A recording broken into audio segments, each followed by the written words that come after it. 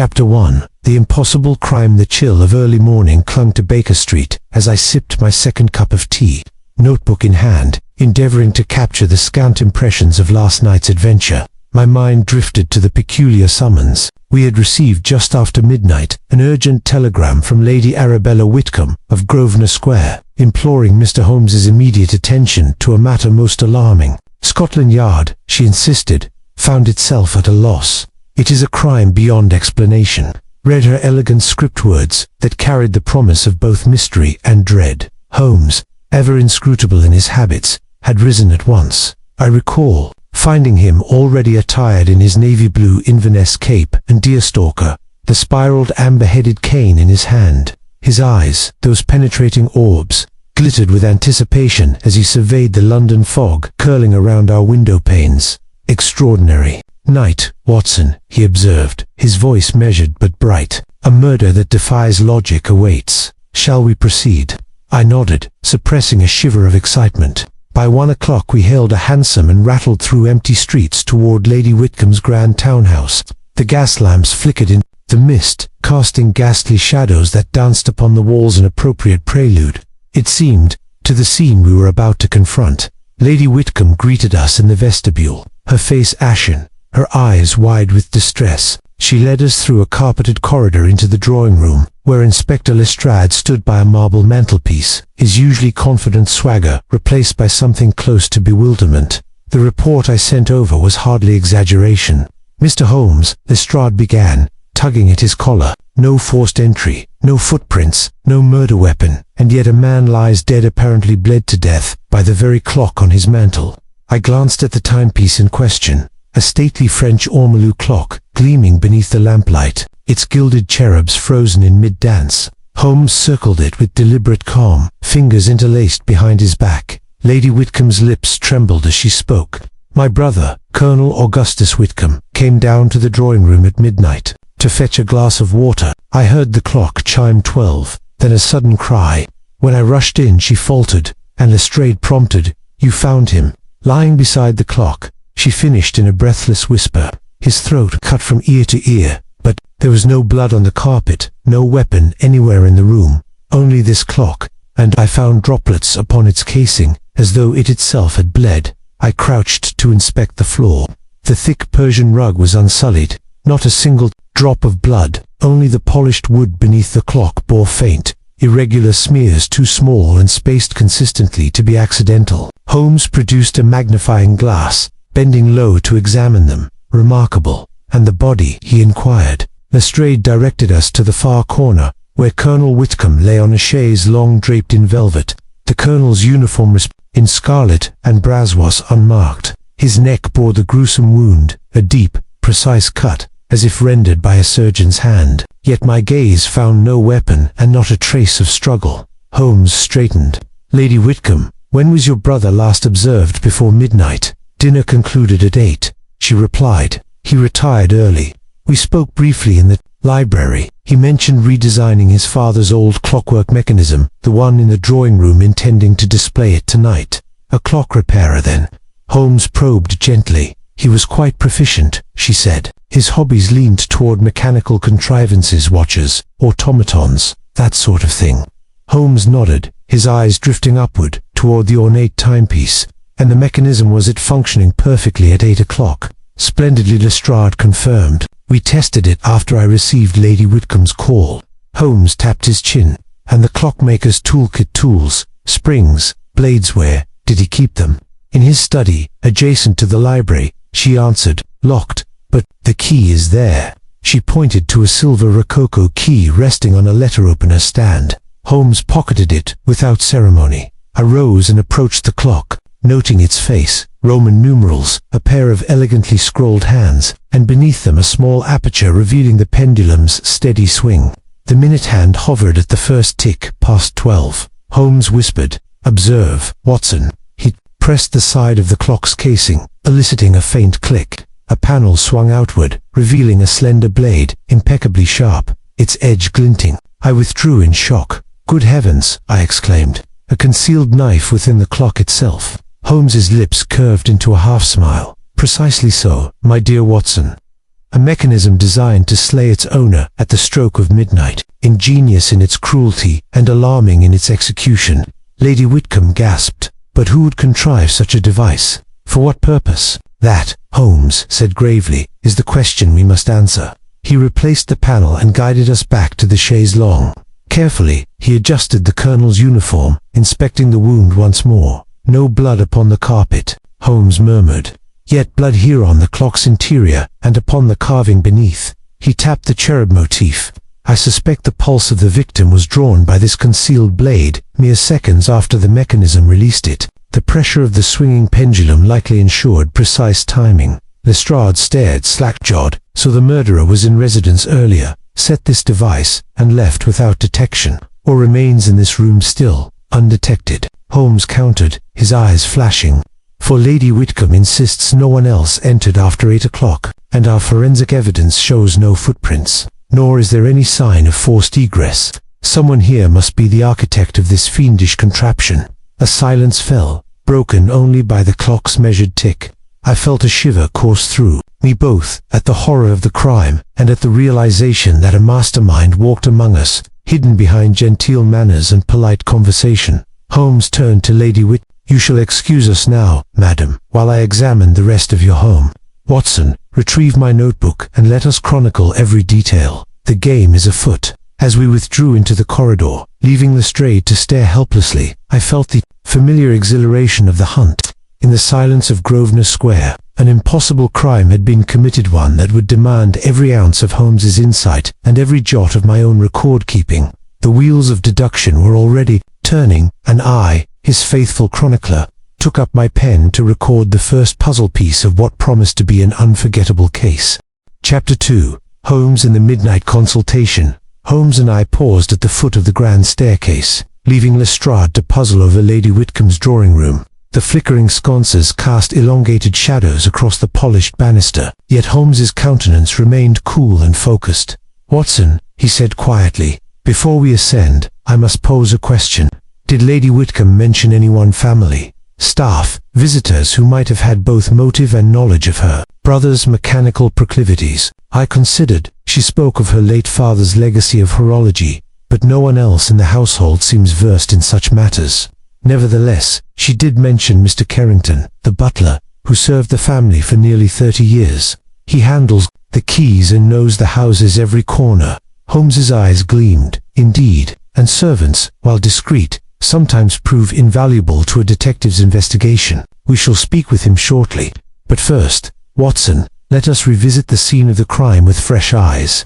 Often, a second perusal reveals what the first assures us is impossible. We climbed the stairs in silence, the soft rustle of our cloaks muffled by the thick carpeting. At the top, Holmes halted before a panelled door leading to the colonel's study. He pulled a small notebook from his breast pocket and flipped it open. Let us reconstruct the chronology, he murmured. We have Lady Whitcomb's account. At exactly midnight, she heard the clock strike, and immediately, a cry of agony. By the time she entered no more than 30 seconds later, her brother lay dying. The mechanism concealed within the clock released its blade at the precise instant the hour hand aligned with 12. I nodded, and the blade retracted automatically, leaving no trace except the bloodstains within the casing. Precisely. Now, we must determine two things: who had the opportunity to rig such a device, and why Colonel Whitcomb would test it tonight, rather than any previous evening. Holmes tapped a finger against the door. Watson, would you oblige me by examining the key Lady Whitcomb offered? There may be inscriptions or wear patterns indicative of its frequent use. I retrieved the silver key from my pocket. It felt cold and substantial between my fingers. Under Holmes's direction, I examined the bit and bow. The face bore a delicate engraving, a crowned W, encircled by laurel. The teeth of the key were slightly worn on the second upturn, as though habitually inserting into a tumbling bolt. Aha, Holmes whispered. Frequent use indeed, and only on one chamber of the study. The question remains, did the colonel himself test the mechanism, unlocking and relocking the study door before midnight? Or did another enter, setting the trap without his knowledge? I contemplated the locked study door down the corridor. The only other entrance lay through the adjoining library. Yet both Lady Whitcomb and Lestrade confirmed no one traversed those rooms after 8. If another did, It must have been with absolute stealth. Holmes stepped forward, swinging open the study door with the key. The oak-paneled room lay undisturbed, a large mahogany desk littered with papers, a glass inkwell, and an open ledger recording the Colonel's personal expenditures. A fine layer of dust coated the windowsill, unmarred by fingerprints. "Observe, Watson," Holmes said. Lighting a small lantern he retrieved from his pocket. "The dust here remains pristine. No footprints, no displaced letters. The perpetrator acted with caution, or else at a time when Colonel Whitcomb was away, granting ample opportunity to set this mechanical death trap." I moved toward the desk, scanning the ledger. Most entries concerned family accounts and charitable donations. Yet one line, dated 3 days prior, caught my eye. "Purchase clock components, £3.17. The following day, another entry, miscellaneous tools, £1.02. Holmes joined me, voice low. The Colonel surely ordered these parts for legitimate repair work. However, perhaps another intercepted the shipment, or he himself procured more than he recorded hidden parts in a private cache. My brow furrowed. The clockmaker's toolkit resides in his study, but if someone wished to conceal additional components, they might have stashed them among personal effects gloves, books, or inside ornamental boxes. Holmes tapped his cane against the leather-bound volume on a nearby shelf. "Precisely why I shall catalogue every receptacle in this room. But Watson, there is another aspect we must address. Scotland Yard's initial conclusion that the blade discharged by mechanical action is utterly unique. I suspect they have never encountered nor could easily replicate such a device." This gruff voice intruded through the half-open door. "Holmes, you wished to see me." Holmes waved him inside. "Inspector, I must request the list of visitors to this house over the past week, names, times, and any peculiar requests." Lestrade produced a folded sheet. "Here, straight from Lady Whitcomb's guest book. Note that 3 gentlemen called on Franklin Whitcomb on Tuesday, but none returned thereafter." Holmes glanced over the sheet. "Mr. Edmund Carlyle, noon. Colonel Simon Barrington, brief evening call, and Dr. Jonathan Fleming, early afternoon." "Intriguing," Holmes mused. "A silent house, save for these visitors. Dr. Fleming's presence begs questions. Is he a physician concerned with the Colonel's health, or a fellow enthusiast of mechanical devices?" "Dr. Fleming is the family physician," Lestrade explained, "but Lady Whitcomb insists he spent little time with her brother, only to deliver some medicines and leave." Holmes folded the sheet. "We shall interview him, certainly. Meanwhile, Watson, let us speak with the butler. Mr. Carrington may recall something overlooked by Lady Whitcomb, perhaps a whispered conversation or a misplaced note." I opened the study door to call for the butler, but Holmes hushed me. "Not so loudly, my dear fellow. We must not alert our suspects to our precise line of inquiry. Let us proceed next to the servants' hall, where discretion reigns and confidences sometimes slip." We retraced our steps, descending the staircase to a narrower corridor that led to the back of the house. A faint scent of polished wood and peat smoke hung in the air. Holmes paused before a door marked servants' hall and entered, offering a polite knock. A voice called from within, "Enter." The room was plainly furnished, a long table, wooden chairs, and a wall-mounted rack of keys. Mr. Carrington stood by a sideboard, polishing a silver crumb tray. He straightened at our approach, wiping his palms on his apron. "Good evening, Mr. Carrington. I trust you were not disturbed by our earlier presence in the drawing room." Carrington inclined his head. "Begging your pardon, sir, but the household staff retired to the quarters shortly after 8. I remained until 9 to tally the kitchen provisions, then retired myself. I took no further rounds." Holmes's gaze pierced him. "And are you aware of your employer's hobby, his fascination with clockwork mechanisms?" The butler cleared his throat. "Yes, sir. Colonel Whitcomb often called upon me to retrieve or store his tools. He kept them in a locked cabinet in his study." Holmes produced the silver key. "This then unlocked the study and no other chamber?" "For the most part, sir," Carrington admitted, "though I confess the lock on the clock case itself is unconventional. I have always assumed it served only as decorative housing." Holmes studied the butler's expression. "Decorative, you say? But the clock contains a hidden compartment, one that released a blade. Were you aware of any odd noises, grinding sounds, or unusual activity when you last handled the clock?"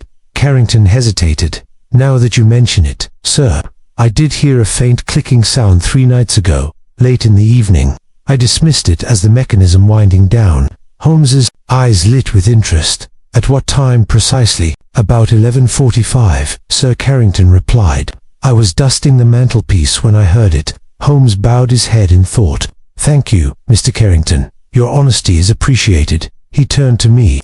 Watson, note that the device may have been tested 3 nights prior.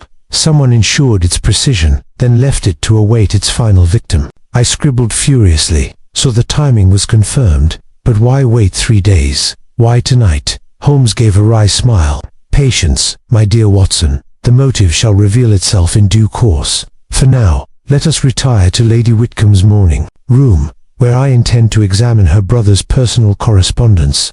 The seeds of this crime may have been sown in ink and paper. As we departed the servants' hall, I observed Holmes's stride, confident, measured, and already plotting. The next move. The case, I sensed, was far more than a grotesque mechanical murder. It was a tapestry of secrets, woven into the fabric of Grosvenor Square, and I, as ever, was honored to bear witness to his unraveling of the impossible. Chapter 3. The first clues. We returned to Lady Whitcomb's morning room, a sunlit chamber whose pale green wallpaper and delicate lace draperies belied the grim business that had brought us here. Holmes strode to the mahogany writing desk beside the window, where a scattering of letters and journals lay in disarray. The late Colonel's penmanship bold, angular, and precise filled cream-colored sheets that smelled faintly of bergamot and eucalyptus. Watson, Holmes began, removing a quill from a silver holder and dipping it in inkwell for effect. The seeds of this crime may lie within these pages. Note the Colonel's habitual correspondence with his fellow horologists in Paris. We must determine whether any recent letters threatened or tempted him into ill-fated experimentation. I observed as Holmes arranged the letters chronologically, by postmark. The earliest bore a seal from the Agency of Parisian Clocks, dated 6 months prior. The most recent, interestingly, included a letter from an anonymous sender, its envelope plain and unmarked, postmarked from London only 2 days before the murder. Holmes studied it with narrowed eyes. Anonymity among acquaintances is rare. Watson, we should open this first. He sliced the envelope edge with his pocket knife and withdrew the folded sheet. His brow creased as he scanned its content. If you value time more than gold, meet me at the Iron Horse Tavern before dusk. I have designs for your masterpiece. Holmes read aloud. Plain words, but loaded with import. The Colonel's masterpiece, no doubt the clock's internal mechanism. He intended to perfect it. We have here the first direct evidence of a challenger or confederate. I leaned closer. The Iron Horse, hardly a refined locale for a gentleman to convene. Holmes nodded. A tavern of moderate repute near London Bridge, unlikely to be frequented by Lady Whitcomb's circle, yet perfect for clandestine meetings. We must question the tavern keeper and any staff who might recall the Colonel's visit. He replaced the letter and moved to the nearby side table, where a small bureau stood half open. And here, Watson, is a cipher disc. He lifted a circular brass object engraved with interlocking alphabets. Colonel Whitcomb's own invention designed for securing sensitive communications. Holmes rotated the inner ring, aligning letters with numbers etched on the rim. A cipher disc suggests he took precautions in his correspondence, yet this anonymous letter was plainly written. Why risk exposure without encryption? Holmes tapped the desk. Perhaps the sender intended him to recognize the tone immediately, to provoke an unguarded reaction. I examined the bureau's contents, a scattering of drafts, a ledger of mechanical sketches, and a leather-bound notebook. On its cover, the Colonel had embossed a single word, in gold leaf, Eternum. Inside lay diagrams of clock escapements, gears of varying sizes, and meticulously calculated measurements. Holmes flipped to the final page. Watson, observe here a sketch of the clock's internal compartment, annotated with the dimensions of the concealed blade. It appears our murderer had access to these drawings to construct the trap. I whistled softly. If someone copied his private notes, they could replicate or modify the mechanism at will. Exactly, Holmes said, closing the notebook. Carefully. But how was this notebook accessed? The study was locked, the key accounted for, and no unauthorized fingerprints mar the desk. Whoever sought these diagrams must have been within the intimate circle, trusted enough to enter freely. I frowned. Could Mr. Carrington, the butler, have seen or handled the notebook? he admitted, entering the drawing room and dusting the mantelpiece 3 nights ago. Holmes inclined his head. A reasonable hypothesis, yet Carrington's demeanor suggested honesty. He would have no motive to engineer such a mechanical assassination. He tapped the cipher disk. Better to pursue the tavern lead first. Watson, fetch my coat and the evening editions of the Times. We shall depart at once for the Iron Horse. But before we leave, one more detail demands our attention. He opened a small drawer in the desk to reveal a folded scrap of paper. Laying it flat, I read the crudely drawn map of the morning room itself, marking the clock's position and indicating a hidden latch behind a portrait of Lady Whitcomb's late father. Holmes smiled thinly. Our culprit possessed intimate knowledge not merely of horology, but of this household's secret passages, and here she knew precisely where to conceal the mechanism. This sketch suggests the trap was assembled elsewhere and then installed. Rapidly, I shivered. Such a combination of technical skill and local familiarity narrows our suspect list considerably. Indeed, Holmes replied, tucking the map into his pocket. Now, Watson, to the Iron Horse. Should we fail to find our man or woman, we shall return here to question Lady Whitcomb more thoroughly on her father's network of confidants. There remains the matter of inherited grievances, Watson. The secrets behind a legacy often reveal the darkest motives. I nodded, mentally reviewing our leads. The anonymous summons, the cipher disk, the tavern rendezvous, and the clandestine map. Each clue pointed toward a carefully orchestrated plan, yet no single piece offered the complete picture. Holmes's expression turned steely. Time is of the essence, Watson. The victim has lain undiscovered too long, and the murderer may yet strike again. Let us ensure our inquiries are swift and precise. We donned our greatcoats and set off onto Grosvenor Square, the late afternoon sun glinting off the dew on the grass. Holmes strode ahead, gaze fixed on the cobblestones, as though they themselves whispered secrets of the assassin's path. Moments later, we emerged onto Piccadilly and hailed a hansom. Beside me, Holmes offered a curt nod to the driver. Iron Horse Tavern, Blackfriars Road. The carriage lurched and spun toward the river, passing shadows of bridges and clustered crowds, oblivious to the brewing storm of deduction. Inside the hansom, I reflected on the task before us. The mechanical genius who rigged the clock had one of two possible motives: jealousy of the colonel's skill, or a darker desire to conceal some secret he possessed. The anonymous letter had summoned him under false pretenses, luring him to a location unfit for a gentleman. Then, within hours, he met his end in a grotesque parody of craftsmanship. The tavern's window pane loomed ahead, opaque with soot and grime, yet aglow with lamplight beyond. Holmes prepared his notebook, ready to question bartender and patron alike. In the fading light, I realized that this chapter of our adventure, marked by deception, coded threats, and household conspiracies, had only begun. As the hansom clattered to a halt before the Iron Horse, Holmes sprang down, tipping his hat to me with that familiar half-smile of anticipation. Come, Watson, let us see what truths lie hidden in this den of whispers. With that, I followed my friend into the tavern's dim interior, ready for the next revelation in the case of the clock that bled. Chapter 4. The gathering of suspects. The Iron Horse Tavern lay at the end of a narrow alley off Blackfriars Road, its weathered sign creaking in the breeze. Inside, the air was thick with tobacco smoke and the low murmur of patrons nursing tankards of ale. Holmes led the way to a worn oak table beneath a flickering lantern, while I settled opposite him, notebook at the ready. Holmes's gaze swept the room before he spoke. Dr. Fleming, he murmured. There, by the hearth, and to his left, a heavy-set gentleman, Colonel Barrington, I presume. And that man in the corner, dark-eyed and hooded, may be Mr. Carlyle. Each name, he half-whispered, matched the roster Lestrade provided. Let us begin. He rose and approached the barkeep, a gaunt man with a lined face and quick, darting eyes.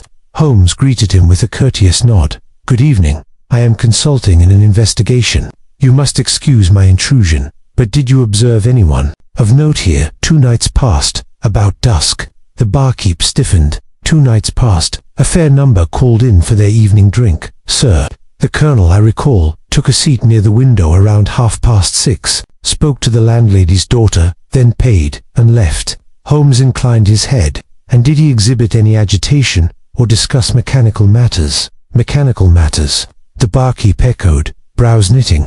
He glanced at the low-ceiled rafters. Well, he did ask about the clock over the bar, said he had improvements in mind, but nothing untoward. He seemed in good spirits. Holmes offered a gentle smile. Thank you. Your candor is most helpful. Holmes returned to the table, brushing lint from his sleeve. Watson, our butler, testified to the Colonel's fascination with clocks. Here is confirmation that he sought counsel beyond the drawing room. I jotted notes as Holmes seated himself. Shall we speak with our suspects directly? Holmes nodded. Yes, let us proceed in turn, beginning with Dr. Fleming. The physician sat alone, a folded newspaper on his lap. Holmes addressed him warmly. Dr. Fleming, I trust you have overseen Colonel Whitcomb's health for some time. May I ask whether, during your last visit, you observed anything amiss, signs of undue strain, perhaps, or some mechanical vexation upon his mind? Fleming folded the paper and leaned forward. His spectacles gleamed in the lantern light. The Colonel was robust as ever. He mentioned mild headaches, but attributed them to late nights at his bench. He did seem preoccupied, however, scribbling diagrams in the margins of my prescription pad. He paused. If you suspect foul play, I can assure you he was his own worst critic, not someone easily unnerved by outside influence. Holmes raised an eyebrow. Yet he traveled to this tavern to discuss clockwork with strangers, an unusual venue for a man of his station. Fleming's mouth tightened. He preferred frank conversation. The agency in Paris was too formal. Here, he could speak plainly. Holmes inclined his head, as though filing away an uncomfortable admission, and stepped back. Watson noted the slight flush on Fleming's cheeks. Next, Holmes approached Colonel Simon Barrington, whose naval bearing remained evident in his square shoulders and crisp posture. The veteran sipped ale with deliberate calm. Colonel, I was informed you called upon Colonel Whitcomb earlier this week. Might you share the purpose of your visit? Barrington set down his tankard, expression guarded. We served together in India decades ago. I visited to reminisce and to propose a joint venture manufacturing chronometers for the Admiralty. He seemed keen until yesterday, when he sent his regrets. Was there disagreement? Holmes prompted. Barrington's steely gaze flicked to Watson. Merely a matter of terms. He wished 50% share. I offered 30. Nothing more than business. Holmes murmured. A matter of profit, then. And could such a financial dispute have colored your recollection of his final hours? Barrington bristled. I would not harm a man who was once my comrade. Yet his knuckles whitened around the tankard, betraying tension. Holmes inclined his head and returned to the table. Watson, note Barrington's investment in this enterprise, an obvious motive for disappointment, though not necessarily malice. Finally, Holmes turned to the hooded figure in shadow. He tapped the table until the man looked up. Edmund Carlyle, the barrister whose courtroom success rivaled Holmes's own reputation. Carlyle's dark eyes revealed nothing. A neatly trimmed beard covered his jaw. Mr. Carlyle, Holmes began softly. You visited Colonel Whitcomb on Tuesday. Could you enlighten us as to the nature of your consultation? Carlyle reclined, one eyebrow raised. Legal matters. Chiefly, Colonel Whitcomb changed his will last month, bequeathed his entire estate to distant cousins overseas. I was retained to draft the new codicil. Holmes steepled his fingers. The estate would that include the clock collection? Carlyle's eyes flickered. Everything specified in his inventory. Clocks, automatons, papers, his precise valuation in sterling. He paused, then added, he confided that his inventions were his true legacy, and he desired they remain beyond reproach. I noted Holmes's fleeting smile. Thank you, Mr. Carlyle. Your insight is invaluable. Holmes guided us back to our table and sat. He drummed his fingers against the wooden surface.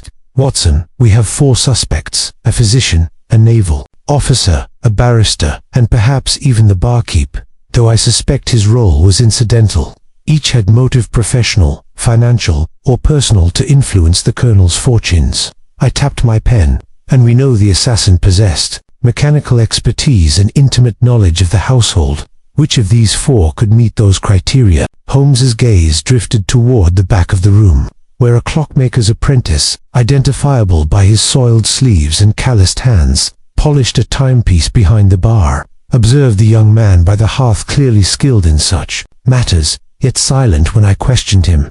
A useful ally to the true murderer, perhaps, if not the culprit himself. I glanced over. The apprentice's eyes followed us, and he flinched when I met his stare.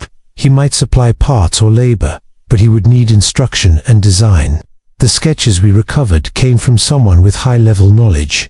Holmes nodded. Precisely, and only one among our suspects has both the technical acumen and potential grievance. Colonel Barrington served in India, where he encountered advanced clockwork in railway stations and military chronometers. A naval man understands precision, timing, yet Carlyle's codicil suggests the colonel prized his inventions above all. A legal challenge to their inheritance could spur drastic measures. Holmes's lips curved in a half-smile. A fascinating duality, and Dr. Fleming's tampering with the prescription pad indicates familiarity with the colonel's personal effects. We must consider not only motive but opportunity and the ability to covertly enter the drawing room and install the mechanism. He leaned back. Our next move is clear: to shadow each suspect discreetly and test their alibis for the night of the murder. We shall begin at midnight's hour, returning to the scene to observe who approaches the clock under the veil of darkness. Scribbled his words. In other words, a nocturnal stakeout. Holmes's eyes gleamed. Indeed, Watson, the detective's art requires patience. Tonight, we watch and wait. As we rose to depart, each suspect's gaze followed us with equal parts curiosity and caution.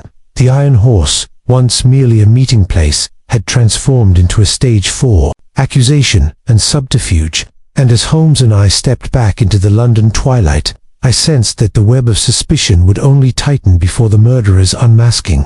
Chapter 5. The First Suspects. The Red Herring. The London night was unusually still as Holmes and I returned to Grosvenor Square, our lanterns muffled by a gentle mist. The gaslight outside Lady Whitcomb's townhouse cast hesitant halos upon the cobblestones. We paused beneath the portico, where Lestrade awaited with a discreet nod. As agreed, Inspector Holmes murmured, "We shall take up stations within the drawing-room. Watson, you will be by the window. Risk unseen but with a clear line of sight. I shall conceal myself behind the settee, and Lestrade will remain near the door." We moved with silent precision, Holmes's deerstalker barely rustling the rug, as he swept aside a velvet throw to reveal a small alcove. I placed my medical satchel by the window, its bulk a convenient apology for any odd silhouette. Lestrade extinguished his lantern, trusting to the moonlight that filtered through frosted glass. At exactly midnight, the first toll of the clock echoed through the hush. My breath caught in my throat as I traced the slow swing of its pendulum. Through the window's crystalline pane, Holmes signaled, lifting a gloved finger to his lips. We waited. A soft click resonated through the room, controlled to be the clock's own mechanism. I tensed as a dark figure slipped into the drawing room, moving with the careful gait of a man accustomed to clandestine entry. He approached the clock, hands half lifted, and I felt Holmes's presence behind me, coiled like a spring. The intruder paused at the clock's side, produced a small toolkit from his coat pocket, and began manipulating the casing. I watched his finger's slender, precise probe for the hidden latch. My mind raced. Was this our murderer returning at the hour of his design? But then, as Holmes slid from the shadows with Lestrade at his heels, the man froze. A lantern flared to life in his hand. A maintenance worker, the clockmaker's apprentice, summoned by Lady Whitcomb days earlier to repair the timepiece's stubborn strike mechanism. He wore a look of profound bewilderment. I received word that the clock's hammer missed the chime at 11. He stammered, voice quivering. "Madam asked me to correct the alignment." "I meant no harm, sir." He gestured apologetically to his tools. Holmes's eyes narrowed but betrayed no triumph. Lestrade demanded, "Why come at midnight instead of daylight?" The apprentice swallowed. "The drawing room must be empty to access the mechanism. Lady Whitcomb said yesterday that only then could I avoid interfering with her guests. I followed her instructions exactly." Holmes's gaze softened. "And you work honestly under her employ?" The apprentice nodded vigorously. "I swear it." Holmes turned to me, voice low. "Watson, note that our suspect's tools and expertise mislead our initial suspicions. Yet he possesses neither motive nor intimate knowledge of the hidden blade's design." I exhaled, tension yielding to clarity. "A red herring, then?" Holmes inclined his head. "Precisely. We must not conflate technical skill with malevolence. The true culprit chose midnight to test the mechanism's precision under real conditions. Our apprentice here merely adjusted the chime alignment." He stepped back, allowing the apprentice to depart under Lestrade's polite escort, with the clockmaker's helper exonerated. Holmes surveyed the drawing room by lantern light. Our red herring is identified, Watson. Now our path must lead us to those whose motives intersect, both with mechanical knowledge and personal grievance. He tapped the clock's face, letting the minute hand advance silently. The chamber's hush returned. Heavier now with expectation, Holmes motioned us to resume our positions. The clock struck once more, the echo a solemn reminder that time itself had been weaponized. We waited through the second chime, listening for any further intrusion. No one returned. Holmes emerged from behind the settee, brushing dust from his coat. He glanced at Lestrade. "Your watchfulness is commendable, Inspector. Yet the night confirms only what we suspected. Our perpetrator avoids detection by delegating misdirection to those less culpable." I closed my notebook. Holmes, 2 suspects remain of particular interest. Colonel Barrington and Mr. Carlyle. Both possess motive, financial and legal, and at least one has the acumen to understand clockwork, if not the confidence to tinker with it personally. Holmes's eyes glinted. And then there is Dr. Fleming. His marginal notes on prescription pads revealed familiarity with the Colonel's private writings. It is conceivable he obtained those sketches through professional trust. He paused, tapping his cane thoughtfully. However, only one could plan so fiendishly, someone with access to the clock's blueprint, to Lady Whitcomb's household secrets, and the resolve to strike under the guise of time itself. The inspector opened his mouth, then thought better of it. Holmes continued, "Tonight has shown us the lengths to which our murderer will go to mislead. We must next confront Barrington and Carlyle with our discoveries in the full light of day, and observe their reactions. But first, Watson, we shall take breakfast here at Baker Street. The mind sharpens best after repose, and our observations of this night demand reflection." As we extinguished our lantern and slipped into the misty streets, I marveled at Holmes's restraint. The red herring had served its purpose not to confuse us, but to clarify the difference between innocence and calculated cunning. Ahead lay the challenges of motive, opportunity, and, most crucially, the final, revealing clue that would unmask the mastermind behind the clock that bled. Chapter 6. The Secret Clue, a Hidden Inconsistency. Holmes and I convened in the morning room at 10 o'clock, the one light of dawn filtering through pale green draperies. A brass coal scuttle sat unused by the hearth, and the lingering scent of last night's lantern oil mingled with the faint aroma of Lady Whitcomb's bergamot tea. Lestrade had departed for new inquiries, leaving Holmes and me to pursue the one lead we had yet to explore. A hidden inconsistency in the evidence that promised to cater the murderer's carefully constructed facade. Holmes stood before the clock, his gaze as precise as the hands of the mechanism itself. "Watson," he said quietly, "we observed last night that the minute hand hovered at precisely 1 minute past 12 when the apprentice approached. Yet the candle on the mantel, a standardized London taper, shows burn marks inconsistent with that timing." I stepped forward. Indeed, the half-melted candle, though extinguished and claimed by Lestrade's lantern, retained a charred gleam at its base. "Explain, Holmes," I urged, for I confess I did not notice this anomaly. Holmes's eyes glinted. "Note the taper's length, exactly 7 inches when new, and it burns at a predictable rate of 1 inch per hour. The current wax stub measures roughly 6 inches, indicating it has burned only 1 inch since lighting. Yet the taper was lit at 10 by the maid. According to Lady Whitcomb's testimony, it could not have burned for more than 2 hours, suggesting it was extinguished at midnight, not in the half-minute before the blade discharged, but significantly later." I frowned. "So the candle remained unlit through the midnight hour of the murder?" Holmes shook his head. "No, it indicates someone relit the candle after the crime to mislead observers about the time of the event." He turned, tracing a fingertip along the mantel's edge. "Observe these faint wax drips on the carved wood, too few to correspond with a fresh lighting at 11:59. They align more closely with wax dribbles one might expect at a later hour, perhaps around 1. The implication struck me. Someone staged the scene after the murder to conceal the true moment of death. "Precisely," Holmes affirmed. "Our assassin not only engineered the mechanical murder, but also returned to the drawing room, relit the candle, and attempted to reset our timeline. A clever ruse, but it betrays desperation, the need to control every variable." I sank into the high-backed chair, astonished by the depth of deception. But who among our suspects would know the taper's burn rate, and who would take the risk to re-enter the scene so soon after the crime? Holmes retrieved his magnifying glass and knelt by the hearth. Only someone confident of stealth or of the household's obliviousness. Let us next examine Lady Whitcomb's account of her maid's duties. If the maid is the last innocent person stationed here, her testimony must either corroborate or conflict with our discovery. He beckoned to me, and we ascended the staircase to the servants' quarters. There we found Mrs. Everleigh, the head housemaid, folding linen by a narrow window. Her generous frame and gentle eyes bespoke neither guilt nor guile. "Mrs. Everleigh," Holmes began, "we require your assistance. Did you light the candle in this room last evening, and at what time did you leave?" The maid straightened. "Yes, sir. I lit 2 candles here at 10, as the mistress instructed, then returned downstairs at 10:15. I did not re-enter the drawing-room thereafter." Holmes exchanged a glance with me. "Is it possible another servant, perhaps Mr. Carrington, or the cook entered after you?" She shook her head. "No, sir. The butler closed all downstairs doors at 10:30, and none reopened until morning."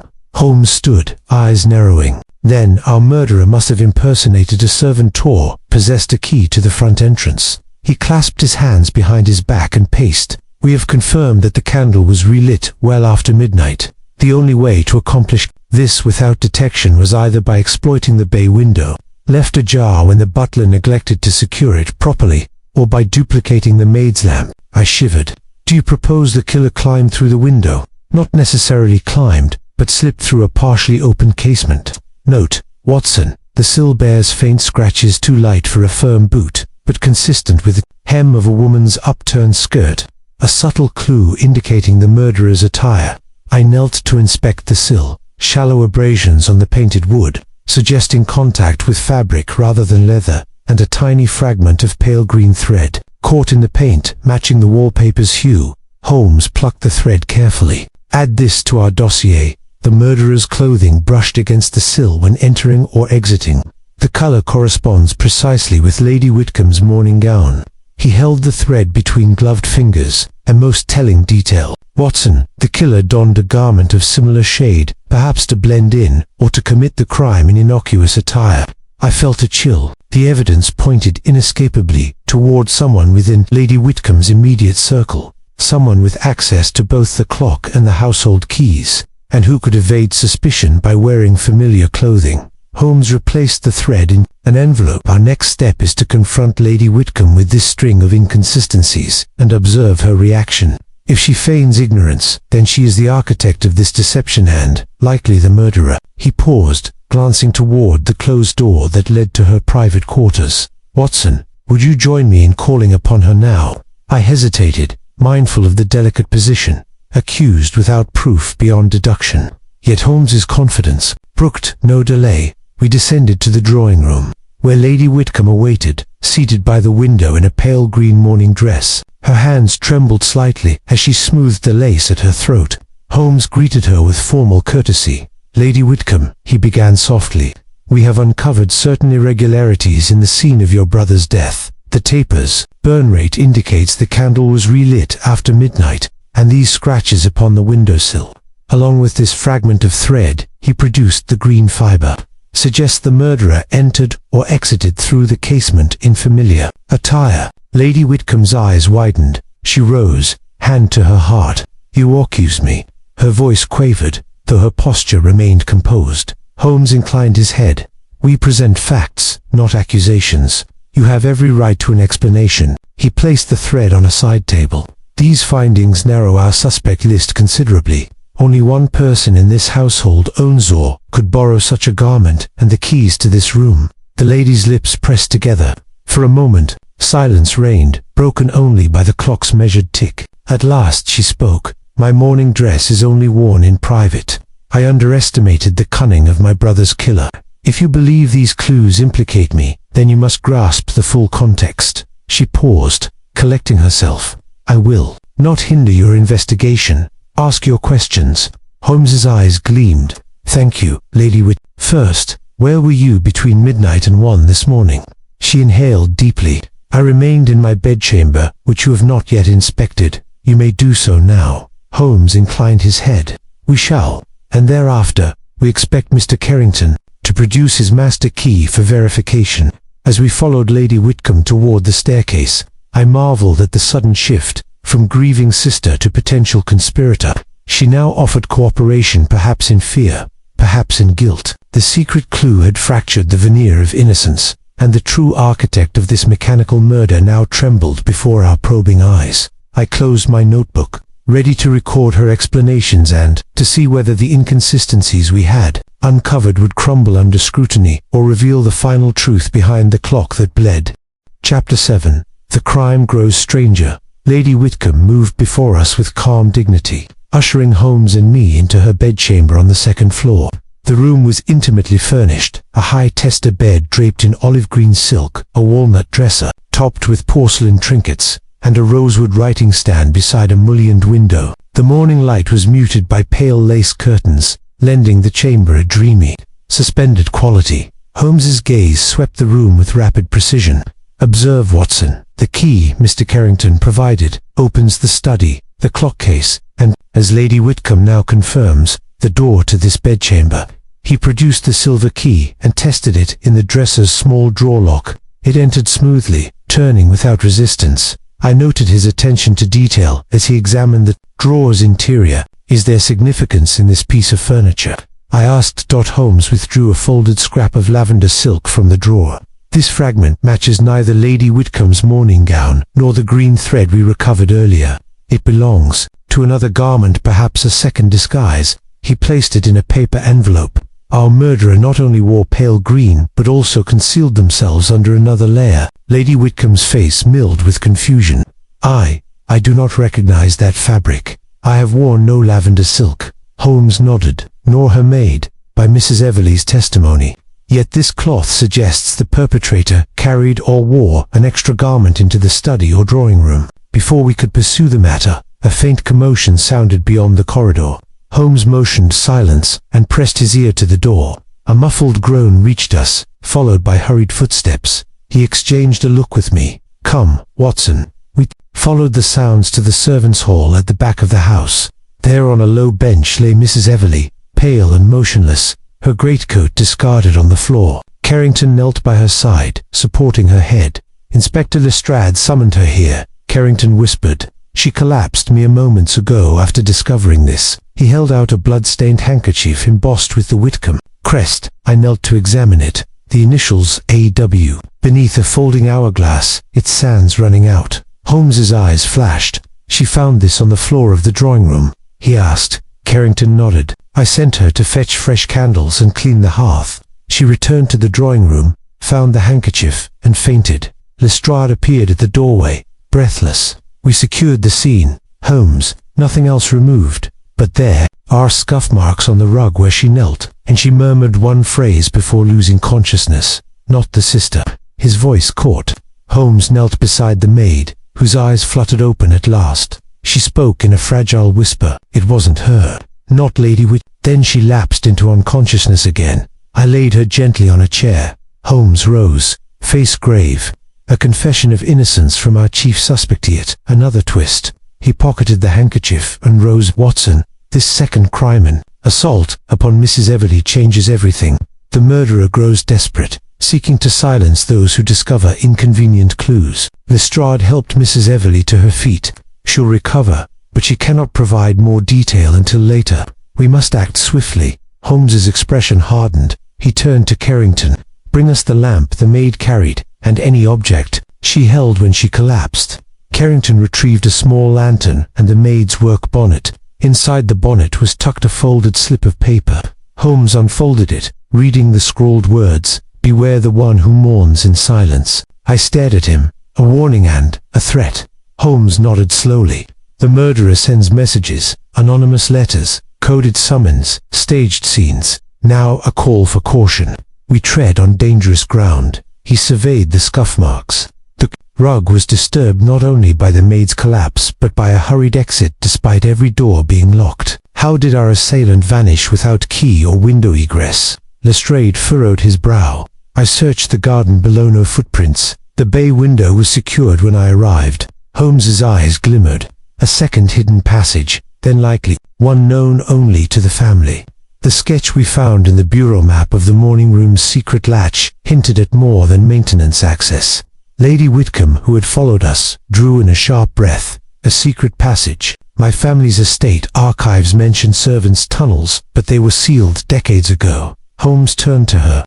Those tunnels may still exist, Lady Whitcomb, and I believe our murderer exploits them. He stepped to the wall beside the hearth, pressing a raised emblem in the woodwork.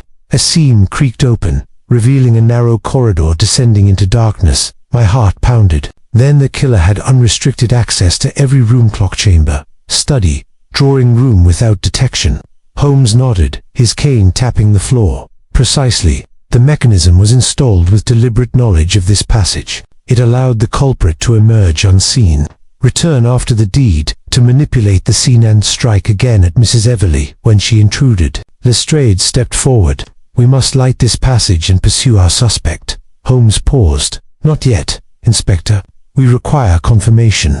The attacks upon Colonel and now his maid are two strokes of the same hand, two manifestations of mechanical and human violence, but our quarry remains unseen. He turned to Lady Whitcomb. Madame, as head of this household, you must authorize the inspection of these passages. Will you grant us that freedom?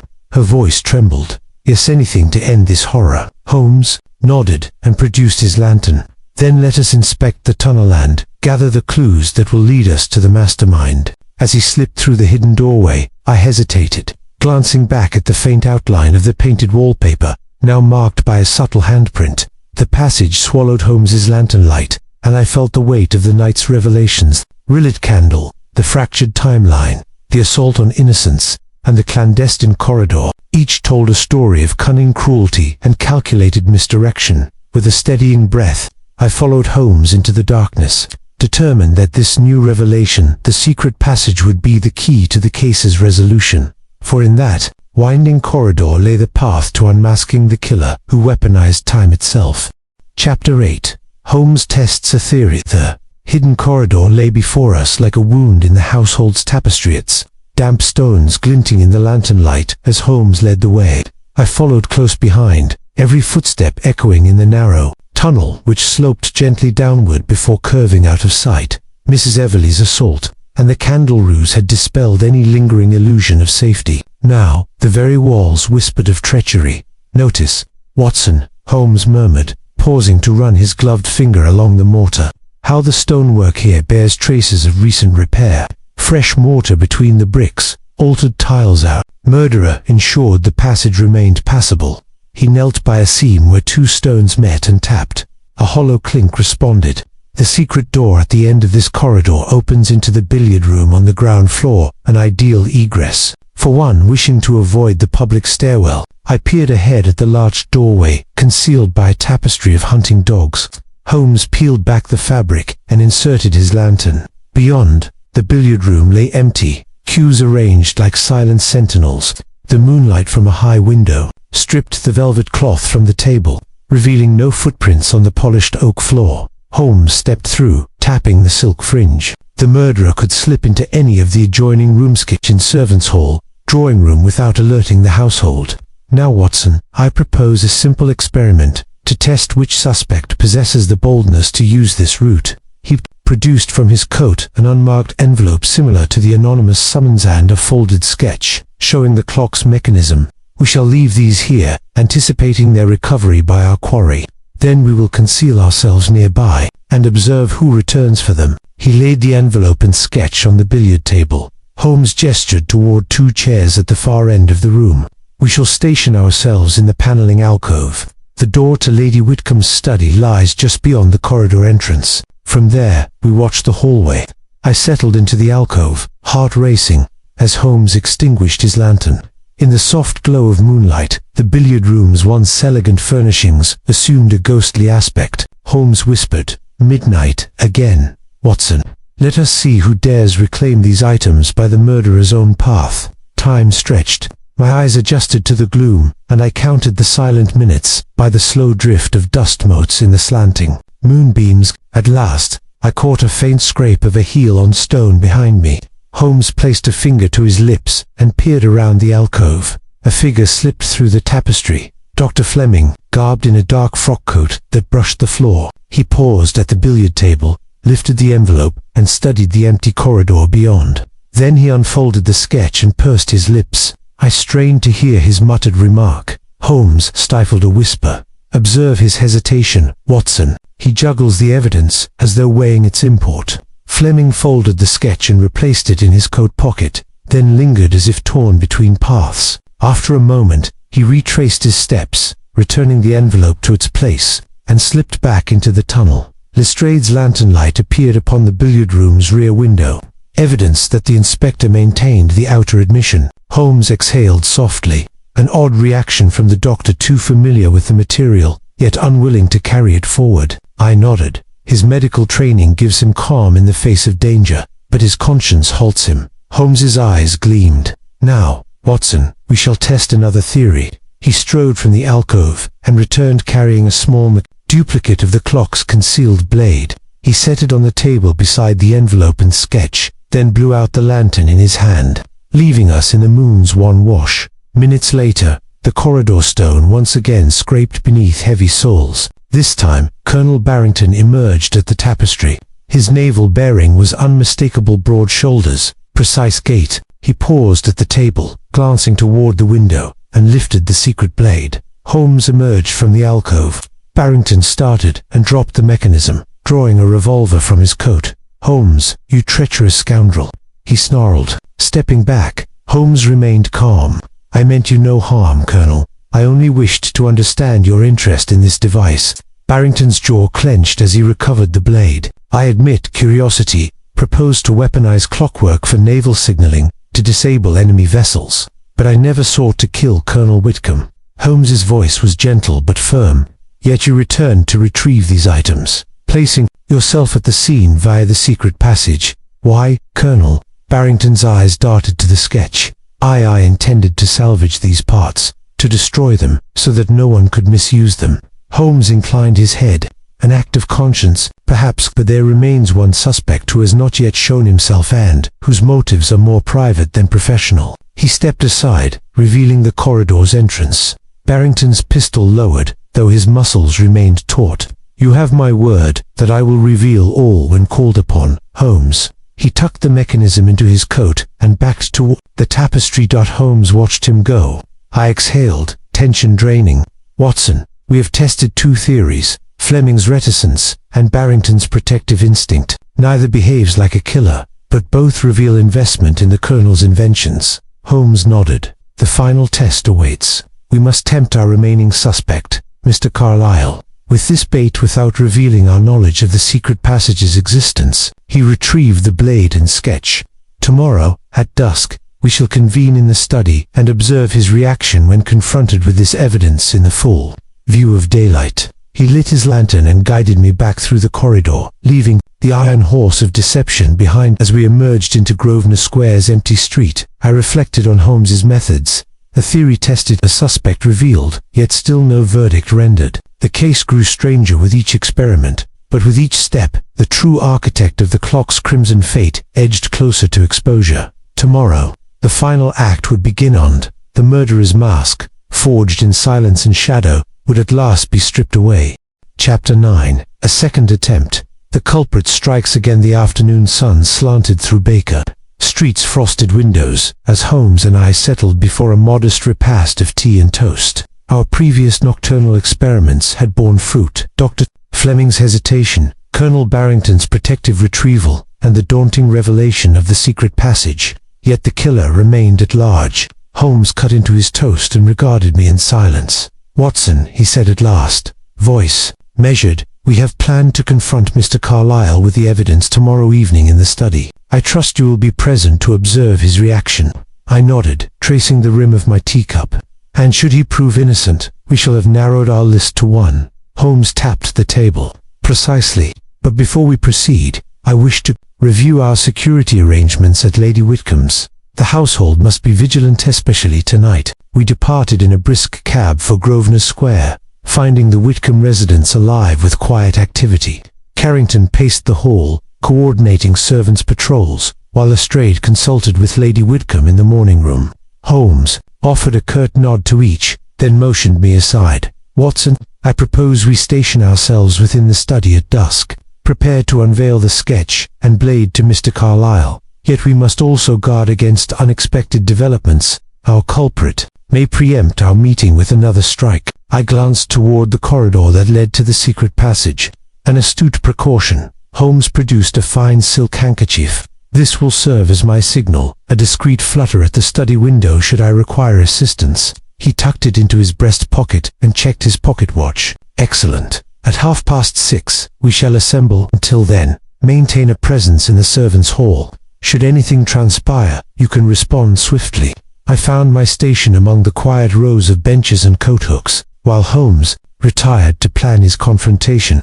The hush of anticipation pressed heavily. Every footstep echoed in my ears. At exactly 6:15, I observed Carrington post to footman at the corridor entrance and led the maid in charge to fasten all casements. From inside at 6:25, Lestrade took up a discreet position by the study's French windows, lantern prepared. Holmes emerged lightly from the drawing-room, deerstalker in hand, and beckoned me with a slight nod. Together we slipped into the study, where the furniture had been rearranged, the writing desk pushed aside, chairs set in a scenic, seely. By the mantelpiece lay the folded sketch, and beside it, the clock's spare blade, polished to a sinister gleam. Holmes surveyed the arrangement and murmured, "All awaits our guest." At precisely 6:30, the study door opened. Edmund Carlyle entered, smoothing his dark frock coat. His expression remained courteous, though tension played about his eyes. Behind him, Lady Whitcomb and Lestrade took their places. Holmes inclined his head in greeting. "Mr. Carlyle, thank you for joining us. I trust you received my invitation." Carlyle nodded. "Indeed, Mr. Holmes, I was intrigued by your note. What matters require our assembly?"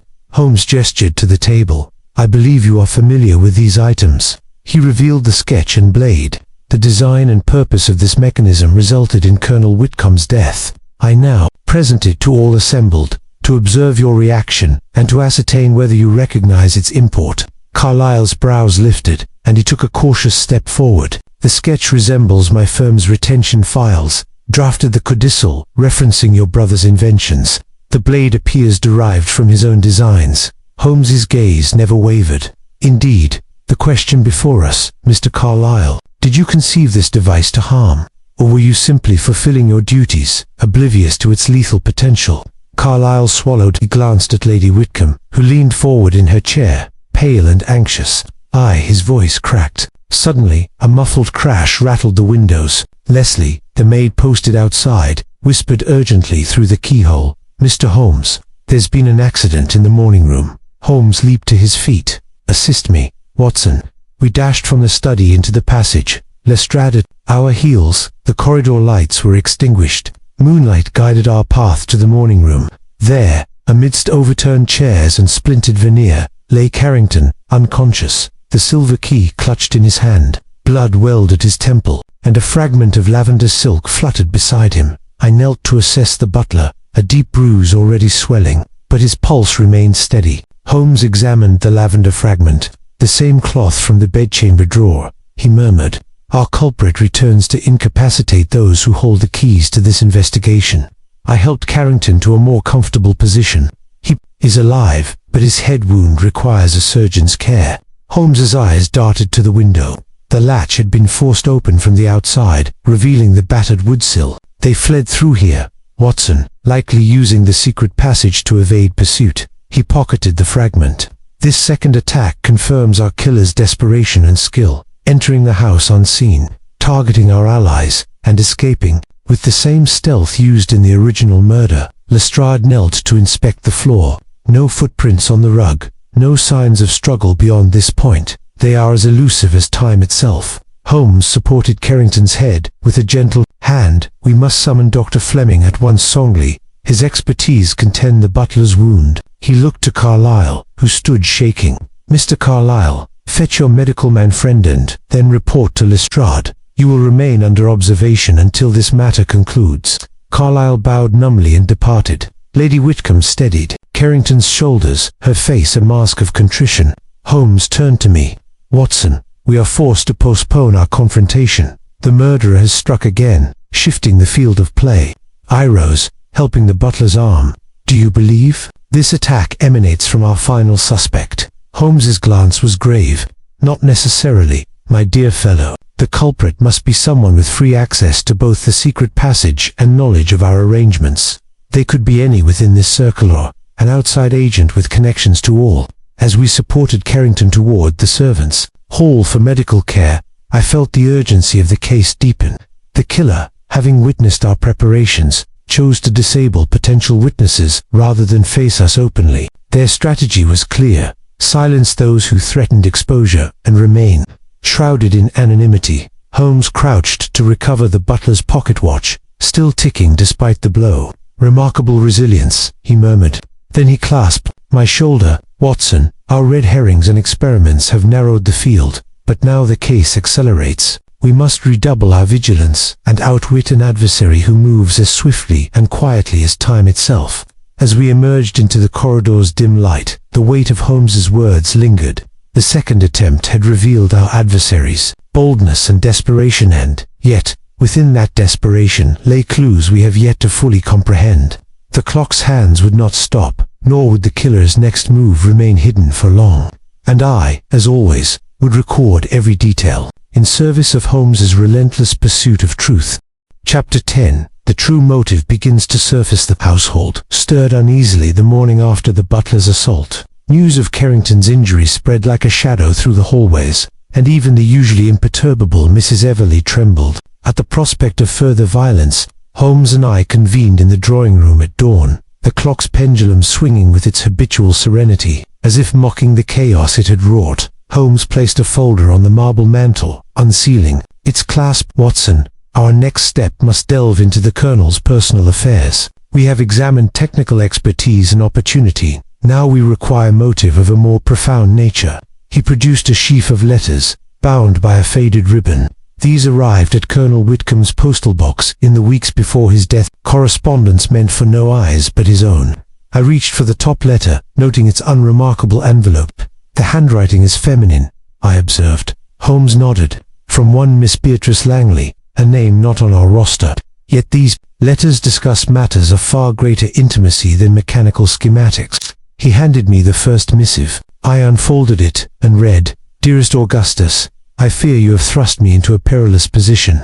Your father's fortune and this house are bound, not by blood alone, but by a promise I cannot keep. If you proceed with your plan to redirect the family's endowment, you punish me and dishonor our secret. B. My pulse quickened. A secret liaison. Perhaps. Holmes tapped the desk. "Indeed, but note the language. Redirect the family's endowment." He contemplated altering his father's will beyond codicil to benefit this woman. He turned to the next letter. "And here, my beloved, the papers are executed. At midnight, I will seal the New Testament. Should anything befall me before then, know that my love endures beyond the limitations of land that you will be provided for." Holmes's fingertips brushed the script. Our anonymous letter, Watson, summoning him to the Iron Horse. It was not the work of a rival horologist, but of one fearful of Miss Langley stands to lose everything. I studied the correspondence. Yet Lady Whitcomb's will change favored distant cousins overseas. Why this divergence? Holmes's gaze sharpened. A family rift, likely born of disagreement over fortune and reputation. We have considered Barrington's business motive and Carlyle's legal duty, but overlooked the woman whose future hinged on the Colonel's generosity. He rose and paced. Miss Langley's letters suggest desperation. If she discovered the mechanism, she could engineer his death and have no need to share his wealth. Furthermore, the lavender silk fragmenton matched in Lady Whitcomb's wardrobe may belong to her. I stood. Then our next inquiry must be to locate this Miss Langley and ascertain her movements. Holmes inclined his head. Precisely. But before we depart, note one more piece of evidence. He lifted a small envelope from the folder, labeled in the Colonel's hand, "Confession." I opened it to find a single sheet. "To those who value time above all, I confess my design, to create a clock that surpasses mortality itself. I have embedded in its mechanism the culmination of my life's work, yet fear it may be misused. If you read this, know that the clock you admire was born of hubris. A.W. Holmes folded the note carefully. The Colonel himself entertained misgivings about his invention. He foresaw its potential for harm, and perhaps intended to destroy it. Miss Langley, then, could have intercepted this confession, compelling him to a final meeting. to resolve their fates. I frowned. But how do we tie her to the physical evidence, the thread, the silk, the relit candle? Holmes's lips curved. We shall watch her. I have already dispatched Lestrade to London's registry to locate her address. Meanwhile, Watson, we shall revisit the secret passage and search for traces of her presence, footprints, too small for a man, and perhaps particles of lavender silk among the mortar. As we departed through the corridor, I reflected on the transformation of our case, from a mechanical marvel turned weapon to a tale of forbidden love, familial betrayal, and the deadly obsession with time's dominion. The killer, it seemed, did not act solely from cold vengeance or financial self-interest, but from the tormented heart of a woman stripped of promise. By midday, Lestrade's dispatch arrived. Miss Beatrice Langley resided in a modest lodging near Bloomsbury. She was described as pale, cultured, and prone to melancholy, precisely the type to embrace a tragic solution. Holmes mused. We journeyed there by hansom, noting the contrast between Beatrice's humble abode and the Whitcomb grandeur. A knock at her door brought a timid voice. Yes. Holmes introduced us as investigators and presented a warrant for questioning. Beatrice appeared at the threshold, her olive dress bearing a faint sheen, perhaps the very lavender silk's complement. She stared at the clock's sketch we displayed, lips trembling. Miss Langley, Holmes began gently, we have reason to believe you corresponded with Colonel Whitcomb regarding his will and the clock he prized. We also possess evidence linking your presence to the scenes of his crime. Will you accompany us to Grosvenor Square to clarify these matters? Beatrice's eyes glistened. She glanced over Holmes's shoulder at my satchel. If it concerns Augustus, then I must follow. But I beg you, do not condemn me without hearing my story. Holmes inclined his head. We seek the truth. As Beatrice fastened her cloak, I observed her fingers, slender, bearing traces of clock oil beneath the nails, a sign of hands accustomed to fine work. My heart thrummed. The true motive was unfolding, one of love, sacrifice, and heartbreak, but whether she acted as accomplice or architect remained to be determined. On the handsome ride back, Beatrice sat between Holmes and me, pale but resolute. Holmes inhaled slowly and said, Miss Langley, the path you chose led to murder and misdirection. We shall soon learn whether your hand pressed the blade, whether you too were ensnared by another's darker design. As the carriage rumbled toward Grosvenor Square, the sun dipped low, casting long shadows across the city. I realized then that the clock's most insidious function had been to measure not merely time, but the fragile boundaries between love and betrayal, now stretched dangerously thin as we approached the moment of final reckoning. Chapter 11. Debate Holmes' grand strategy. That evening, Lady Whitcomb's drawing room glowed with subdued lamplight as Holmes gathered the key players for his grand stratagem. The clock hung above the mantelpiece, silent witness to the grim events it had orchestrated. Seated in a semicircle were Dr. Fleming, Colonel Barrington, Mr. Carlyle, Miss Langley, and Lady Whitcomb herself. I occupied a stiff-backed chair behind Holmes, ready to record the decisive moments. Holmes rose and offered a mild bow. Thank you all for attending on such short notice. I have summoned you here to discuss the late Colonel Whitcomb's final intentions and to ensure that his legacy is honored. He smiled, but there was steel beneath the courtesy. He gestured toward the mantel. First, let us consider these documents. Holmes lifted the Colonel's confession and the codicil draft. Here is the testament he meant to execute. At midnight, on the night of his death, it bequeaths his entire estate to Miss Langley. A murmur rippled through the assembly. Miss Langley's hand flew to her heart. Holmes, patience. Holmes interrupted gently. I must also read an amendment, drafted by Mr. Carlyle, which redirects the inheritance to distant cousins, exactly as Lady Whitcomb initially reported. He produced the codicil and laid it beside the confession. These two documents cannot coexist. One nullifies the other, yet only one could have been genuine. Colonel Barrington inclined his head. So the Colonel intended to favor Miss Langley, but then changed his mind under legal counsel. He exchanged a look with Carlyle. Holmes nodded. A plausible theory, Colonel. Now, note the postmarks and the handwriting. He lifted a magnifying glass to the signatures. The confession bears the Colonel's usual script. The codicil's final page, however, was signed in a different hand, one I have identified as Lady Whitcomb's. Gasps followed. Lady Whitcomb's cheeks bloomed with color. She rose, hand pressed to her throat. I never forged his signature, never. Her gaze remained fixed. Then how do you explain the pen strokes here, along these curves? Your handwriting sample from earlier tonight matches precisely. He placed the magnifying glass before her, and yet Miss Langley's inkpot was found among the Colonel's desk papers, her seal ring embossed on the blank page. He clicked his fingers. A contradiction. A codicil meant to disinherit her was drafted by her own hand. Miss Langley stared at the documents, trembling. I never wrote that amendment. I swear it.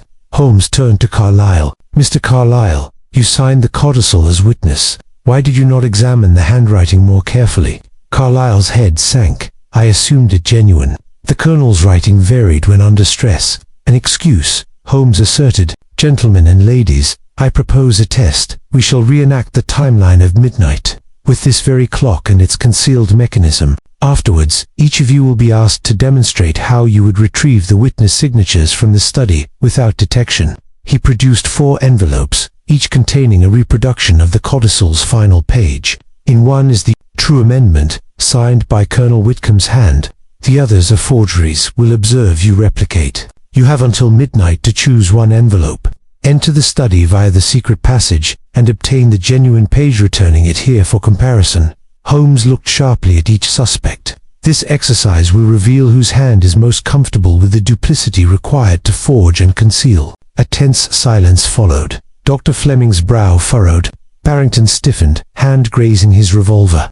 Carlyle's lips pressed thin. Miss Langley paled but nodded. Lady Whitcomb's eyes flickered with something unreadable. Holmes continued, I shall station observers along the passage and within the drawing-room alcoves. No one may approach the study directly through the front door, only via the hidden corridor.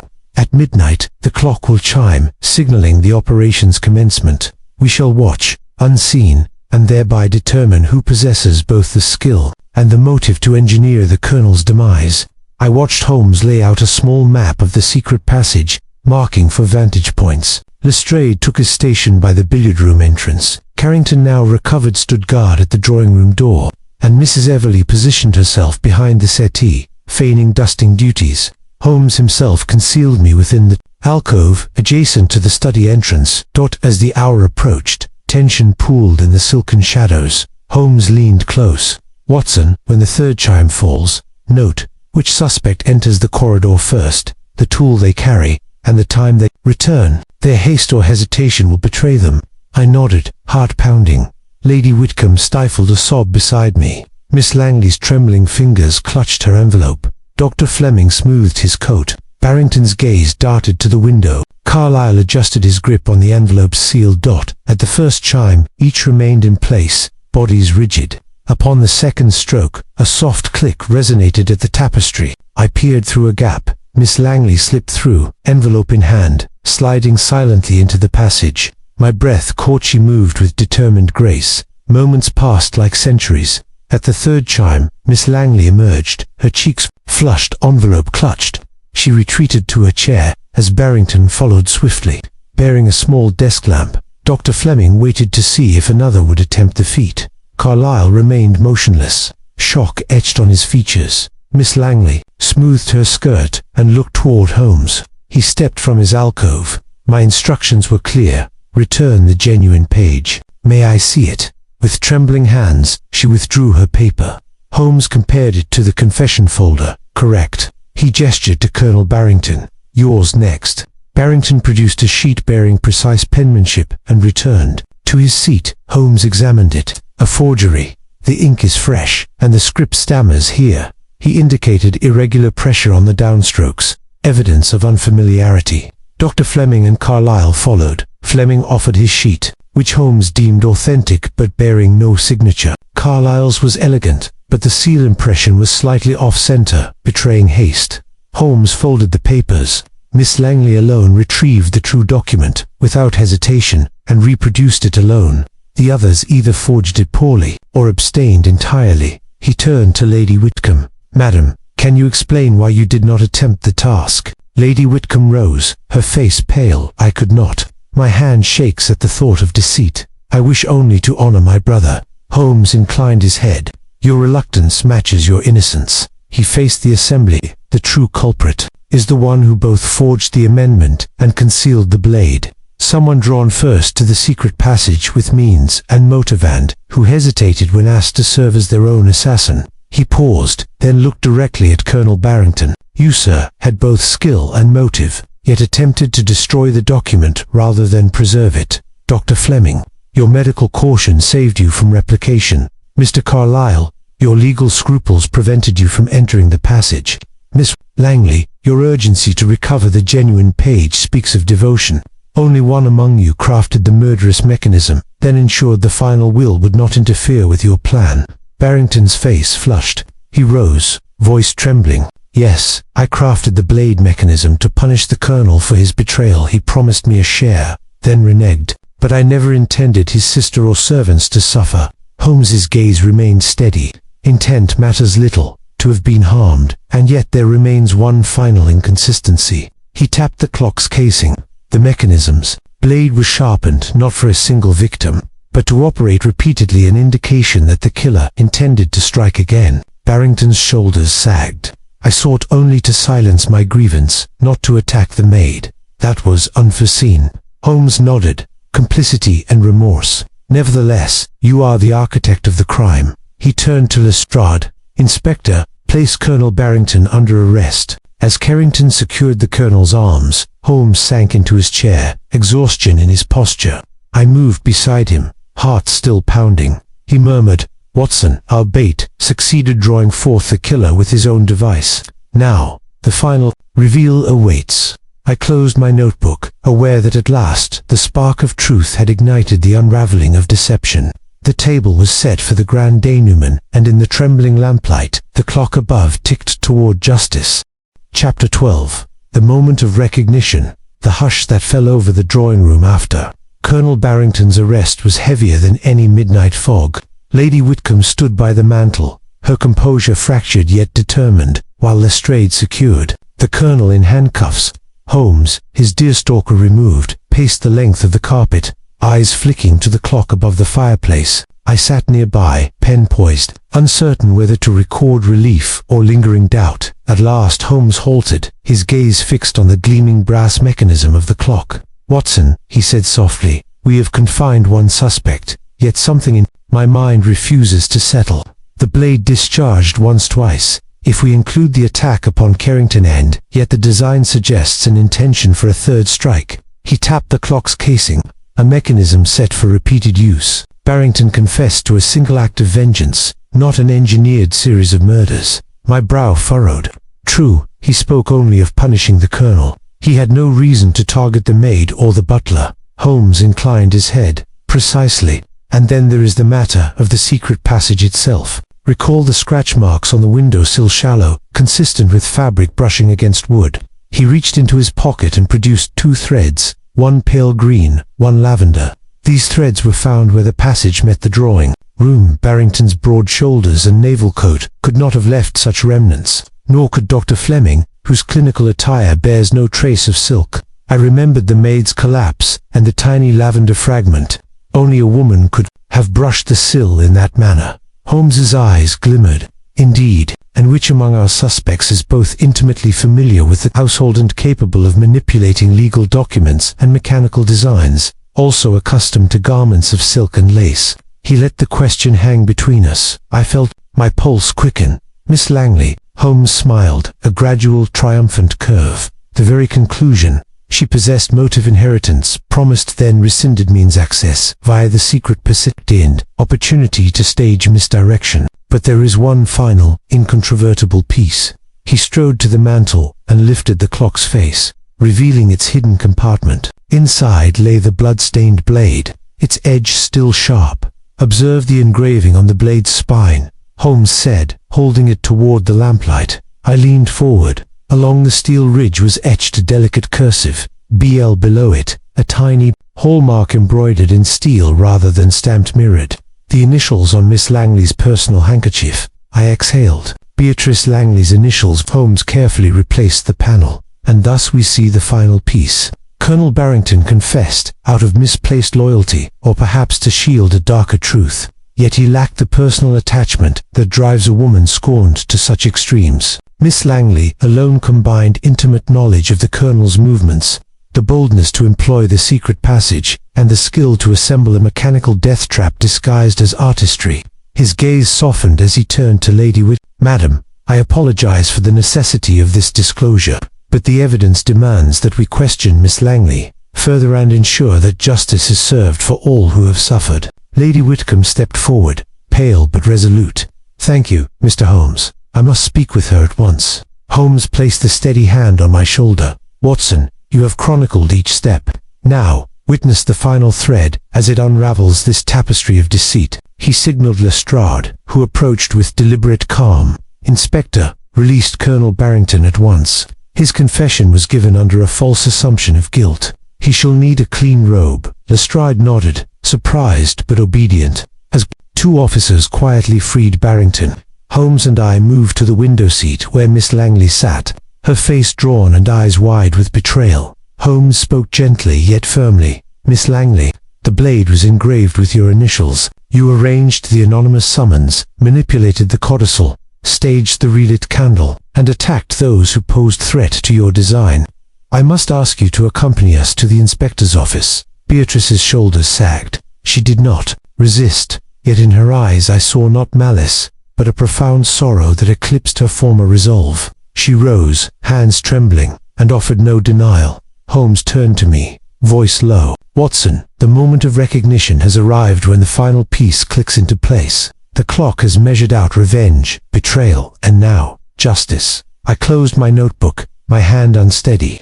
Outside, the pendulum swung in solemn rhythm, as if counting down the seconds to an inevitable reckoning. And in that quiet chamber, the true architect of the clock that Bled accepted her fate, never fully comprehending how the inexorable march of time and Holmes's relentless logic had brought her to this moment. Chapter 13. The final attempt to escape night had fallen once more over Grosvenor Square, and a chill wind rustled the lace curtains of Lady Whitcomb's drawing room. The household lay under quiet siege, servants whispered behind closed doors, and Scotland Yard's uniformed constables patrolled each corridor. Within this uneasy calm, Holmes and I convened by the mantelpiece, where the clock's face gleamed innocently. Watson, Holmes murmured, straightening his coat. We await Miss Langley's transfer to New Scotland Yard, yet I harbour little doubt that our prisoner will attempt one final maneuver to reclaim her freedom and, perhaps, conceal remaining secrets. He removed his gloves and tucked them into his breast pocket. We must be prepared. I peered through the window's reflection at the silent street below. Do you anticipate an external rescue? Holmes shook his head. No, my suspicions lie within these walls. A last-ditch effort at escape, executed with cunning and familiarity. He opened the drawing-room door and motioned me to follow. Let us secure the passage and positions before the prisoner is moved. We made our way to the servants' hall, where Carrington and Mrs. Everleigh had stationed themselves by the hidden corridor's entrance. Lestrade and two constables blocked the front door. Holmes directed each guard's stance, ensuring no blind spots remained. Miss Langley will be brought through the drawing room, Holmes instructed. She will pass beneath the clock, a symbol of her crime. We must observe her every gesture. I took position behind a gilt-framed screen, Holmes concealed behind the velvet settee, and Lestrade by the doorway. Moments later, footsteps echoed. Miss Langley, flanked by two constables, emerged from the corridor. Her hands were bound by a silken sasha, small mercy that Holmes had insisted upon, to remind her of fragility rather than brutality. She paused beneath the clock's face, gaze flicking upward, as if seeking counsel from its hands. Then, with lightning speed belying her restraint, she hurled herself toward the mantel. In her lapels was concealed a thin slip of metal, an improvised dagger cut from a silver letter opener. Before a constable could react, she slashed at the sash binding her wrists, yanking it free in a spray of silk threads. Miss Langley, the constable shouted, drawing back. Holmes sprang from behind the settee. Watson, to me, he called. I vaulted over a low footstool, nearly colliding with Lady Whitcomb, who stood frozen at the room's edge. Miss Langley snatched up a fallen candlestick and hefted it overhead. Constables converged, but she used the candlestick to swing at them, shattering the crystal once it connected with a polished oaken panel. Splinters rained down. Holmes intercepted her, his cane knocking the weapon from her hand with a practiced flick. She spun, eyes wild, and bolted toward the secret passage's entrance. A constable lunged, but she twisted free, darting into the corridor's gloom. After her, Holmes barked. "Lestrade, secure the outer door. Watson, with me."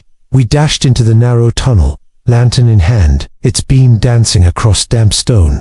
Ahead, Miss Langley's silhouette vanished around a bend. Lestrade's voice echoed from behind. He had barred the main exit. The corridor sloped upward, narrowing to allow a single person's passage. Holmes advanced silently, placing his hand on the rough wall to steady himself. "She cannot pass unnoticed," he whispered. "Her gown will brush the seams and we shall gather her trail."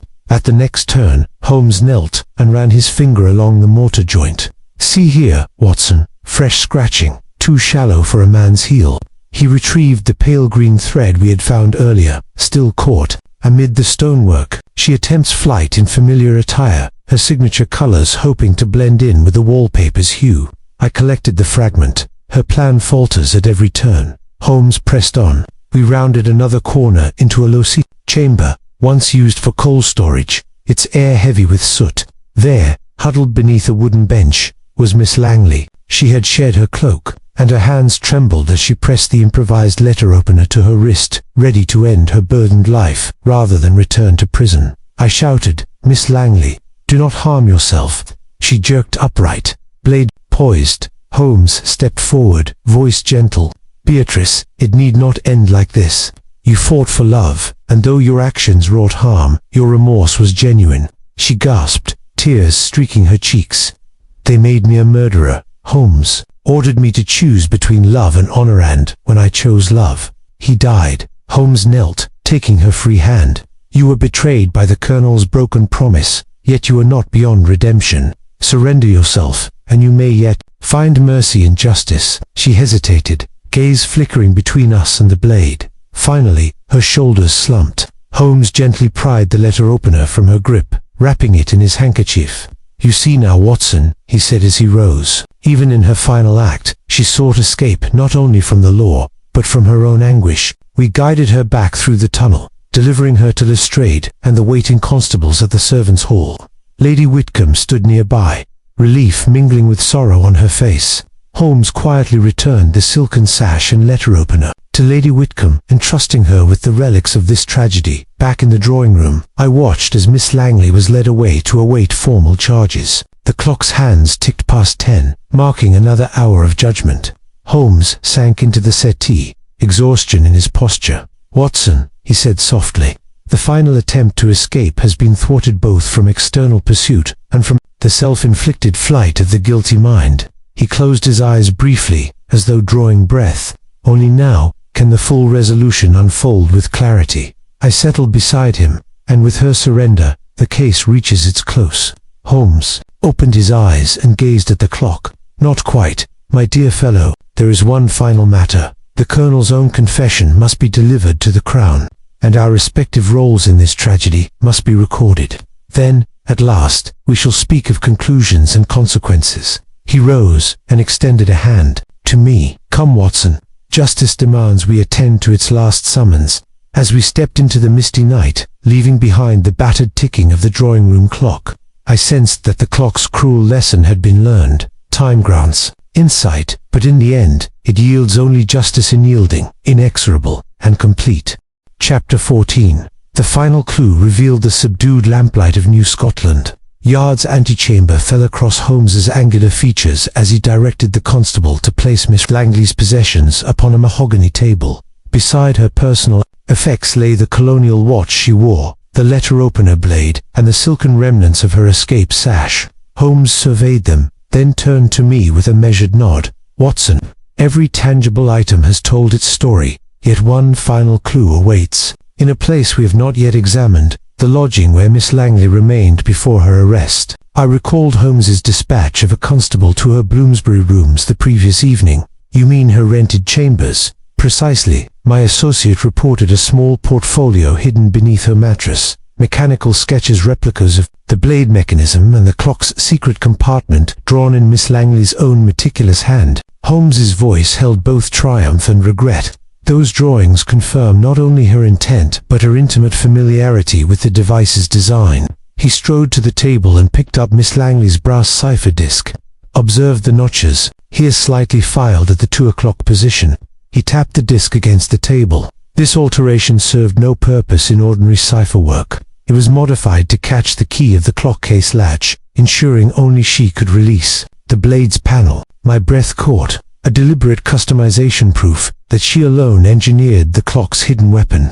Holmes laid the disc down and lifted a small bound sketchbook from the table. And here, Watson, is the crowning evidence. He opened it to a page bearing a detailed cross-section of the clock's interior. Each gear, spring, and lever was annotated with minute measurements and installation notes. In the margin, a single line, test mechanism at 11:59 to ensure perfect strike at midnight. He held the page aloft. No red herrings remain. The sketches match precisely the cabinet's internal layout and the blade's dimensions, while Colonel Barrington retrieved the device in a misguided attempt to destroy it. Only Miss Langley possessed the foresight and precision to build it from scratch. I nodded, absorbing the weight of the evidence. The blade was not merely hidden, it was crafted to fit her modifications. Holmes closed the sketchbook and faced Lady Whitcomb, who stood quietly by the inspector's desk. Your brother's final testament, his confession, must now be delivered to the Crown. Alongside this portfolio, his contraption, though brilliant, became an instrument of tragedy. Lady Whitcomb's eyes glistened.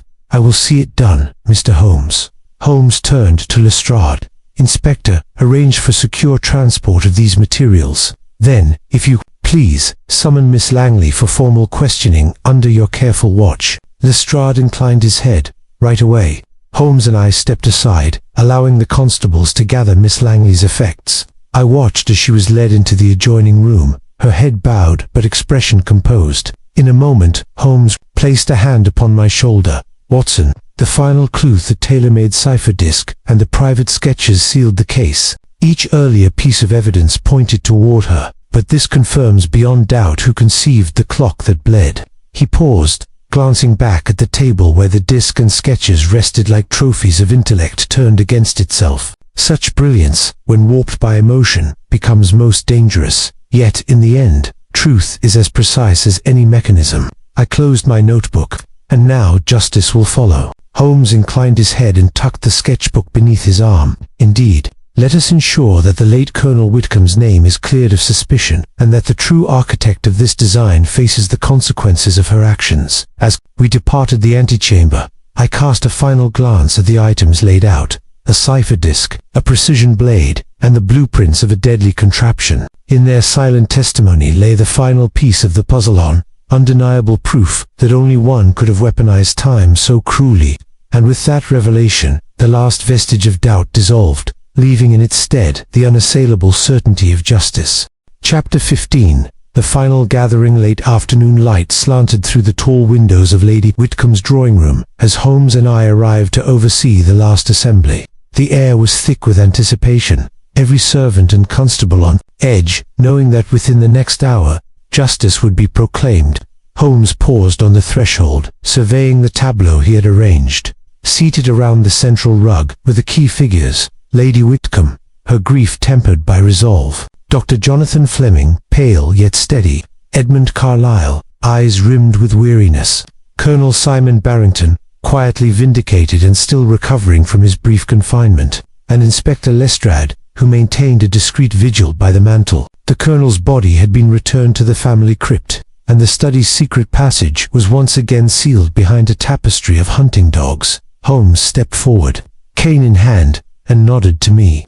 I took position at his right, pen and notebook at the ready. He then addressed the group with calm authority. "Ladies and gentlemen," he began, voice clear, "we meet now for the final gathering in the case of the clock that bled. Each of you has played a part, whether as suspect, witness, or investigator in this tragic sequence. Today, you will hear the full chronology of events, supported by evidence collected from this very room, the secret passage, and the late Colonel Whitcomb's own hand." Lady Whitcomb inclined her head, hands clasped in her lap.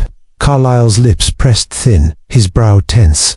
Dr. Fleming's posture was erect, though his fingers drummed lightly against his knee. Barrington sat with a quiet dignity, glancing occasionally at Holmes, as though watching the conductor before a symphony. Holmes continued, "I shall recount three principal sequences: the design and installation of the concealed blade mechanism, the staging and misdirection that followed Colonel Whitcomb's death, and the subsequent attempts to mislead and silence those who discovered the truth. After each section, I will present the corresponding evidence for your scrutiny." He paused, for effect. "Finally, we will reveal the identity of the perpetrator, the individual whose motive, means, and opportunity converge with the irrefutable physical proof." He leveled his gaze at Carlyle. "Mr. Carlyle, you will witness firsthand how a legal mind can be turned to criminal ends, or how a sterling reputation can remain unblemished." A low murmur rippled through the room. Carlyle swallowed, but did not look away. Holmes moved to the hearth and tapped the mantle's marble edge. First, the mechanism itself. He lifted the panel from the clock's casing, exposing the concealed blade. "Here is the device placed by the murderer's hand. Note the precision of the blade's installation, its alignment with the hour hand and the pendulum's arm. Only someone with intimate knowledge of horology and his household's secrets could have executed this feat." He passed around the blade, allowing each attendee to inspect its polished edge and the initials BL engraved on its spine. Dr. Fleming turned it over in his hands, lips parted in astonishment. Carlyle studied the initials with a white-knuckle grip, and Lady Whitcomb's eyes filled with tears as she recognized her brother's signature style. Holmes reclaimed the blade and returned it to the clock. Next, the staging. He produced a length of pale green thread and a scrap of lavender silk. These fragments were discovered where the secret passage meets the drawing room, evidence that the murderer entered or exited while wearing garments matching these fabrics. He gestured to each suspect.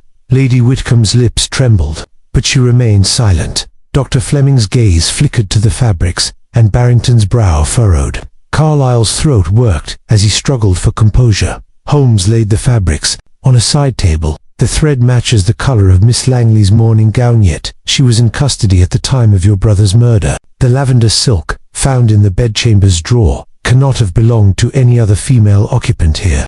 He turned, addressing Carlyle directly. "Mr. Carlyle, explain how you came to possess this fabric." Carlyle's voice was hoarse. "I found it in the study, mixed among the Colonel's papers.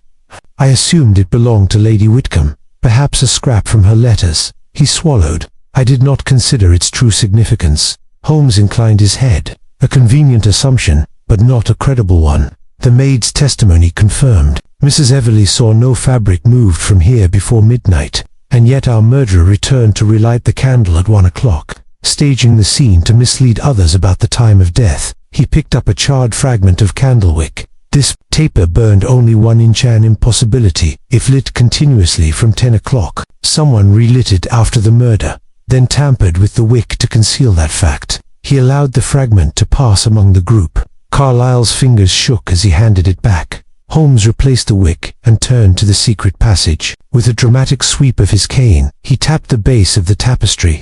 It parted to reveal the narrow corridor sealed behind it. Light from the hall fell upon the painted walls, bearing the scratches and thread remnants Holmes had documented. "Here," Holmes said, voice echoing in the hush, "is the escape route known only to those privy to the family's old tunnels. It allowed unrestricted access, yet left clues, the scratches too delicate for heavy boots, and the fabric shards caught in the mortar." He stepped back and faced the assembly. "Finally, the incontrovertible proof lies in the private portfolio, discovered at Miss Langley's lodging. Detailed sketches of the clock's compartment and blade mechanism, annotated with her own handwriting, alongside a modified cipher disk, filed to align with the clock case latch, an unmistakable customization." Holmes held aloft the disk and sketchbook. "These items confirm the killer's identity beyond doubt." He let the silence stretch, each person processing the weight of his words. At last, Holmes spoke Miss Langley's name. From the doorway she entered, escorted by a constable. Her face was a mask of grief and resignation, but her eyes held the defiance of love betrayed. Holmes bowed his head slightly. "Miss Langley, you have heard the evidence. You stand accused of the murder of Colonel Augustus Whitcomb, the attempted murder of Mrs. Everleigh in Carrington, and the orchestration of this entire scheme for reasons of inheritance and vengeance. This final gathering has drawn all threads to their inevitable knot." Beatrice's voice emerged, trembling yet clear.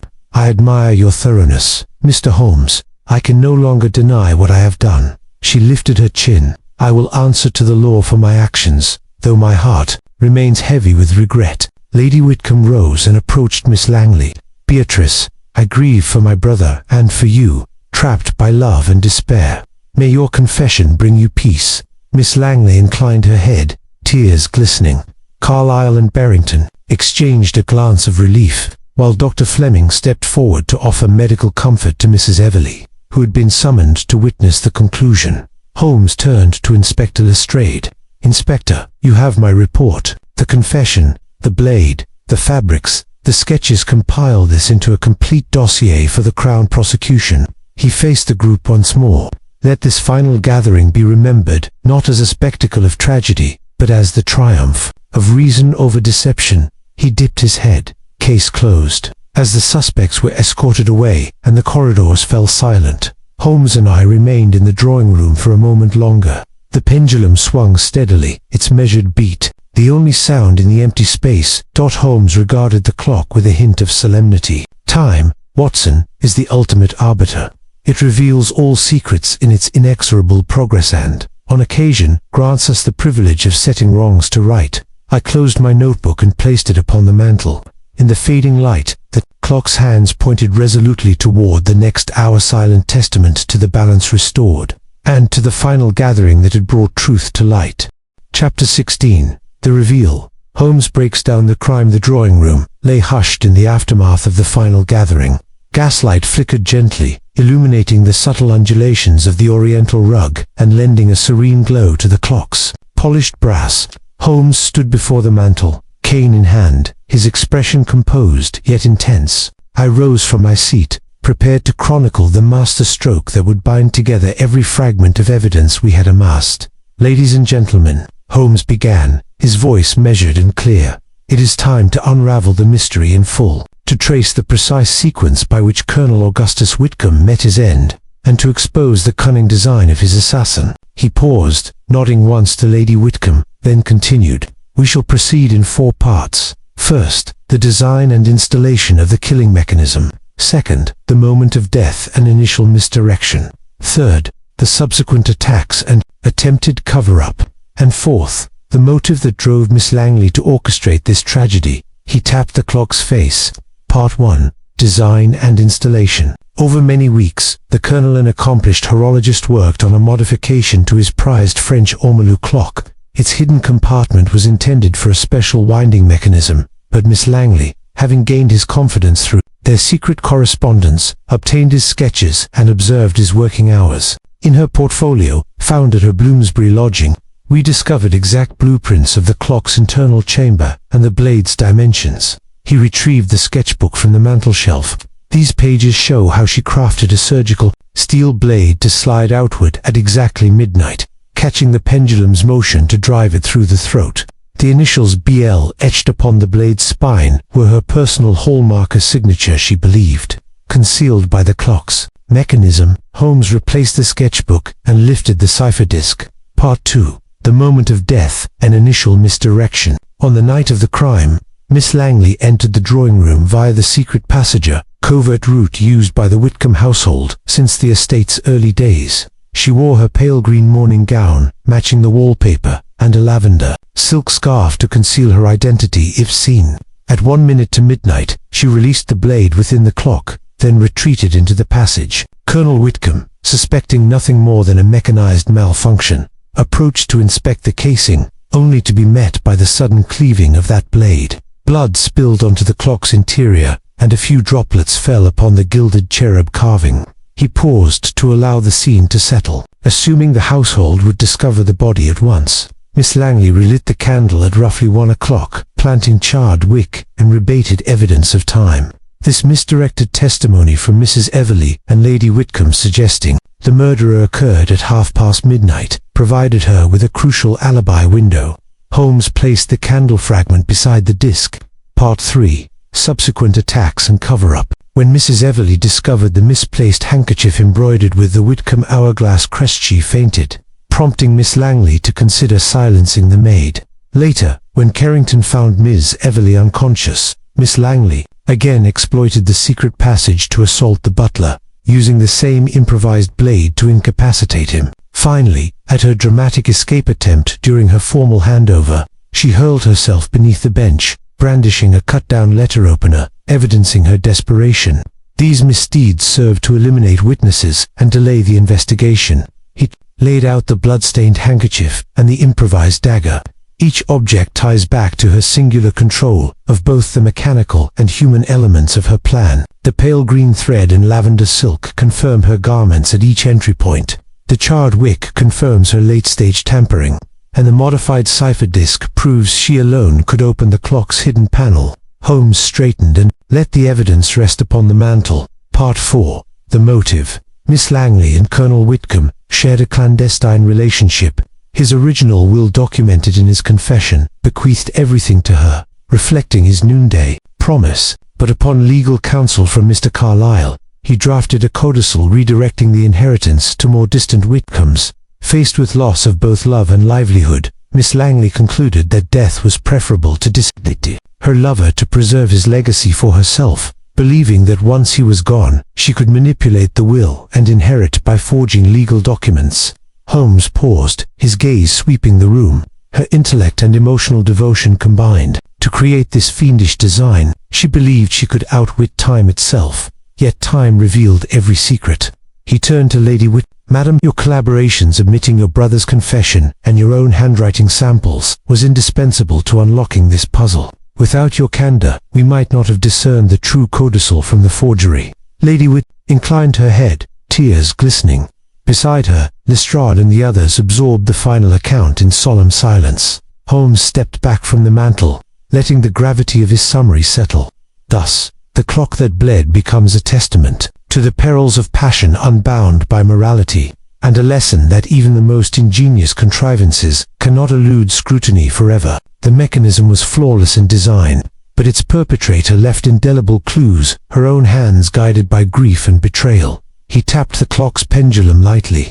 Now, we entrust Miss Langley's fate to the wheels of justice, confident that her crime will be weighed and measured with the same precision she once employed against her victim. Holmes turned to me with a slight nod. Watson, you have chronicled each step with unerring accuracy. Let us conclude the record, and allow Providence to decide the final chapter of this tragic tale. I closed my notebook, aware that at last the full revelation had been laid bare, each piece of the intricate puzzle placed in its proper position, each motive exposed to daylight. And as Holmes and I departed the drawing room, the clock's measured ticking echoed behind us, its hands once again marking not a crime, but the eternal triumph of truth over artifice. Chapter 17. Outcome and Justice. The courtyard of New Scotland Yard lay damp with an autumn drizzle as I accompanied Holmes to witness Miss Langley's formal arraignment. Horse-drawn constables stood guard beneath iron lanterns, their breath misting. In the chill air, within the ground stone hall, the hush of diligent clerks filled the corridors with the scratch of quills and the rustle of parchment. Holmes paused at the threshold, glancing at the ornate crest above the door. "Watson," he said softly, "the final outcome awaits. Justice, like time, moves inexorably, indifferent to our hopes or fears." I nodded, recalling the intricate journey of clues, deceptions, and revelations that had brought us to this moment. We entered the central chamber, where Miss Langley knelt before the magistrate's bench, flanked by constables. Her hands were bound in handcuffs, her pale face steady beneath the lamp's glow. The magistrate, a stern-faced gentleman in powdered wig, adjusted his spectacles and surveyed the assembled. "Beatrice Langley, you stand accused of the murder of Colonel Augustus Whitcomb, the attempted murder of Mrs. Everleigh and Mr. Carrington, and the forging of legal documents. How do you plead?" Miss Langley rose, voice composed, though fragile. "Guilty, your worship." A hushed stir rippled through the chamber. The magistrate tapped his gavel. "Very well. In light of your confession, the evidence presented by Mr. Sherlock Holmes, and the severity of your offences, this court will adjourn to consider its verdict." Holmes and I withdrew to the back of the room. Carlyle, Barrington, Dr. Fleming, and Lady Whitcomb sat together in a nearby pew, their expressions etched with solemn relief. Mrs. Everleigh and Carrington exchanged supportive glances, both bearing the scars of their ordeal. Holmes laid a hand on my arm. "Observe how the machinery of justice grinds onward. Soon, Miss Langley will face sentencing, though her youth and remorse may temper the court's judgment." Outside, the rain intensified, pattering against mullioned windows. I reflected on the tragedy, a woman driven by love and despair to weaponize her lover's passion for time itself, only to be undone by her own meticulous devotion to detail. At last, the magistrate reinterred, parchment in hand. Beatrice Langley, the court acknowledges your contrition and the mitigating circumstances of your romantic entanglement. Nevertheless, the deliberate nature of your crimes demands accountability. You are sentenced to life imprisonment with hard labor, eligible for review after 20 years. A collective intake of breath echoed through the chamber. Miss Langley's head bowed, and Lady Whitcomb rose, tears streaming as she approached her former confidant. Holmes quieted me with a gesture. Let her leave first, Watson. Miss Langley passed between the rows, flanked by constables. She paused before Lady Whitcomb, and offered a small, sorrowful smile, lips trembling. Lady Whitcomb placed a hand on her wrist, words lost in the hush. Then, Miss Langley was led away, her silhouette retreating into the corridor's gloom. The magistrate dismissed the assembly with a final knock of the gavel. Carlyle approached Holmes, voice low. I thank you both. Without your discoveries, I might have executed that codicil, in ignorance of its blood-stained origins. Holmes inclined his head. We act only as instruments of truth. Barrington stepped forward, hand extended to Holmes. I owe you a debt I cannot repay. Your intervention saved me from unjust ruin. Holmes accepted the handshake with quiet grace. Your Honor, in protecting the Colonel's legacy, spoke to your character. I merely sought to discern the facts. Dr. Fleming and the others offered their thanks, each expressing private relief that the ordeal had concluded. I observed Lady Whitcomb, who lingered at the magistrate's bench. She held the Colonel's confession and the codicil draft, showing them once more to the magistrate's clerk before tucking them into a leather satchel. As we departed the hall, the autumn wind whipped at our cloaks. Holmes paused beneath the ornate portico, lantern light flickering on the wet cobblestones. Watson, he said, the outcome is just. Miss Langley will have time to reflect, perhaps find redemption in service or penitence. Colonel Barrington is absolved, and the Whitcomb heirs may restore honor to the family name. I nodded, yet I cannot help but mourn the tragedy of love turned lethal. Holmes's gaze softened. Such is the human condition. Passion, once untethered by reason, can become most dangerous. Our duty is to apply reason where emotion has wrought havoc, to restore balance where it has been lost. He drew his coat tight. Come, Watson, let us return to Baker Street. A warm study and a stout brandy await well-earned comforts after this long case. We made our way through rain-slick streets, passing the quiet facades of Grosvenor Square. In the dank glow of gas lamps, I contemplated the mechanics of fate, how a clockmaker's precision, a woman's devotion, and a detective's intellect had intertwined to spawn both crime and resolution. At Baker Street, the door closed behind us with a restful hush. Holmes settled by the fireplace, removing his coat, and poured 2 measures of brandy. He offered me one, then raised his glass in quiet salute. To Justice Watson, he said, may it always strike true, like the mechanism it condemns. I clinked my glass. To reason, Holmes, our greatest weapon against the darkness of the human heart. We drank in companionable silence, the fire's amber glow reflecting off the clock perched upon the mantel. Its pendulum swung steadily, its hands marking the passage of another hour on, reminding us that though time may wound and deceive, it also carries the promise of resolution and renewal. Chapter 18. Holmes' final reflection. The embers in the Baker Street hearth glowed softly as Holmes settled back into his familiar armchair, deerstalker at rest upon the side table. The clock on the mantel ticked with serene regularity, its face now free of concealed blades or hidden lathes. I poured the mantle of the last portents into my notebook, then joined him across the fire, brandy in hand. Holmes watched the flames for a moment before speaking. Watson, the case of the clock that bled has reached its natural conclusion. We saw passion twisted into a weapon, mechanical genius perverted by desperation, and yet, at every turn, steadfast reason brought truth to light. I nodded, swirling the amber liquid in my glass. Miss Langley's remorse was genuine, but her ambition blinded her to the horrors she would unleash. In the end, it was her own meticulousness, her careful thread of evidence that unraveled her design. Holmes inclined his head.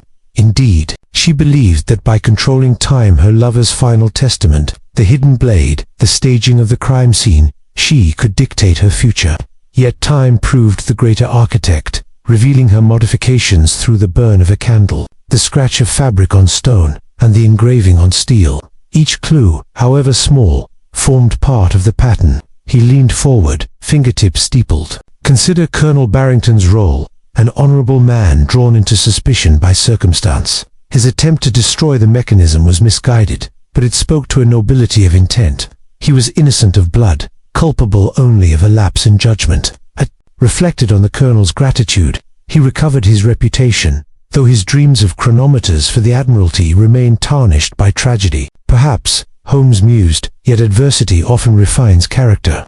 I suspect he will devote himself to service rather than invention henceforth. Holmes paused, then tapped the mantel clock. And what of Lady Whitcomb? She bore grief and betrayal with equanimity, then chose honesty over concealment, her own misgivings testifying about her brother's late-night movements. Commanding Carrington to secure the household demonstrated both respect for the truth and for the law. I admired her courage. She emerges as the moral compass of this affair, even while surrounded by deception. Holmes gave a small, rare smile. A steadfast heart is a rare ally in any investigation. He refilled our glasses and sat back. Now, Watson, let us survey the broader lesson. This case reminds us that the greatest mysteries often lie not in the unknown, but in the familiar rendered strange. A beloved clock, the halls of a grand house, the confidences of love letters. When routine becomes riddled with secret devices, it falls to the detective to restore order. I raised my glass.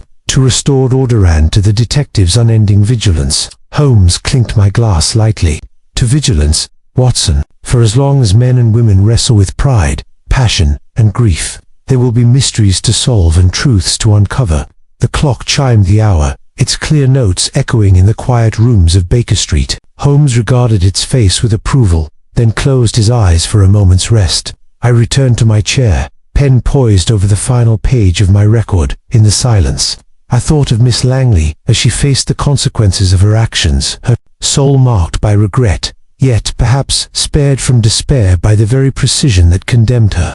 I remembered Mrs. Everleigh and Carrington, wounded but unbroken, their loyalty unshaken, and I recalled the intricate interplay of characters, the honorable Barrington, the principled Fleming, the dutiful Carlyle, and above all, the steadfast Lady Whitcomb. Holmes stirred and opened his eyes. "Well, Watson," he asked, "is there anything left unwritten?" I smiled. "Only that the clock on the mantel no longer conceals a blade, but measures the peaceful passage of time, a fitting tribute to Colonel Whitcomb's true legacy." Holmes nodded. "Indeed, and in that transformation from perilous device to honest timekeeper lies the final redemption of this story."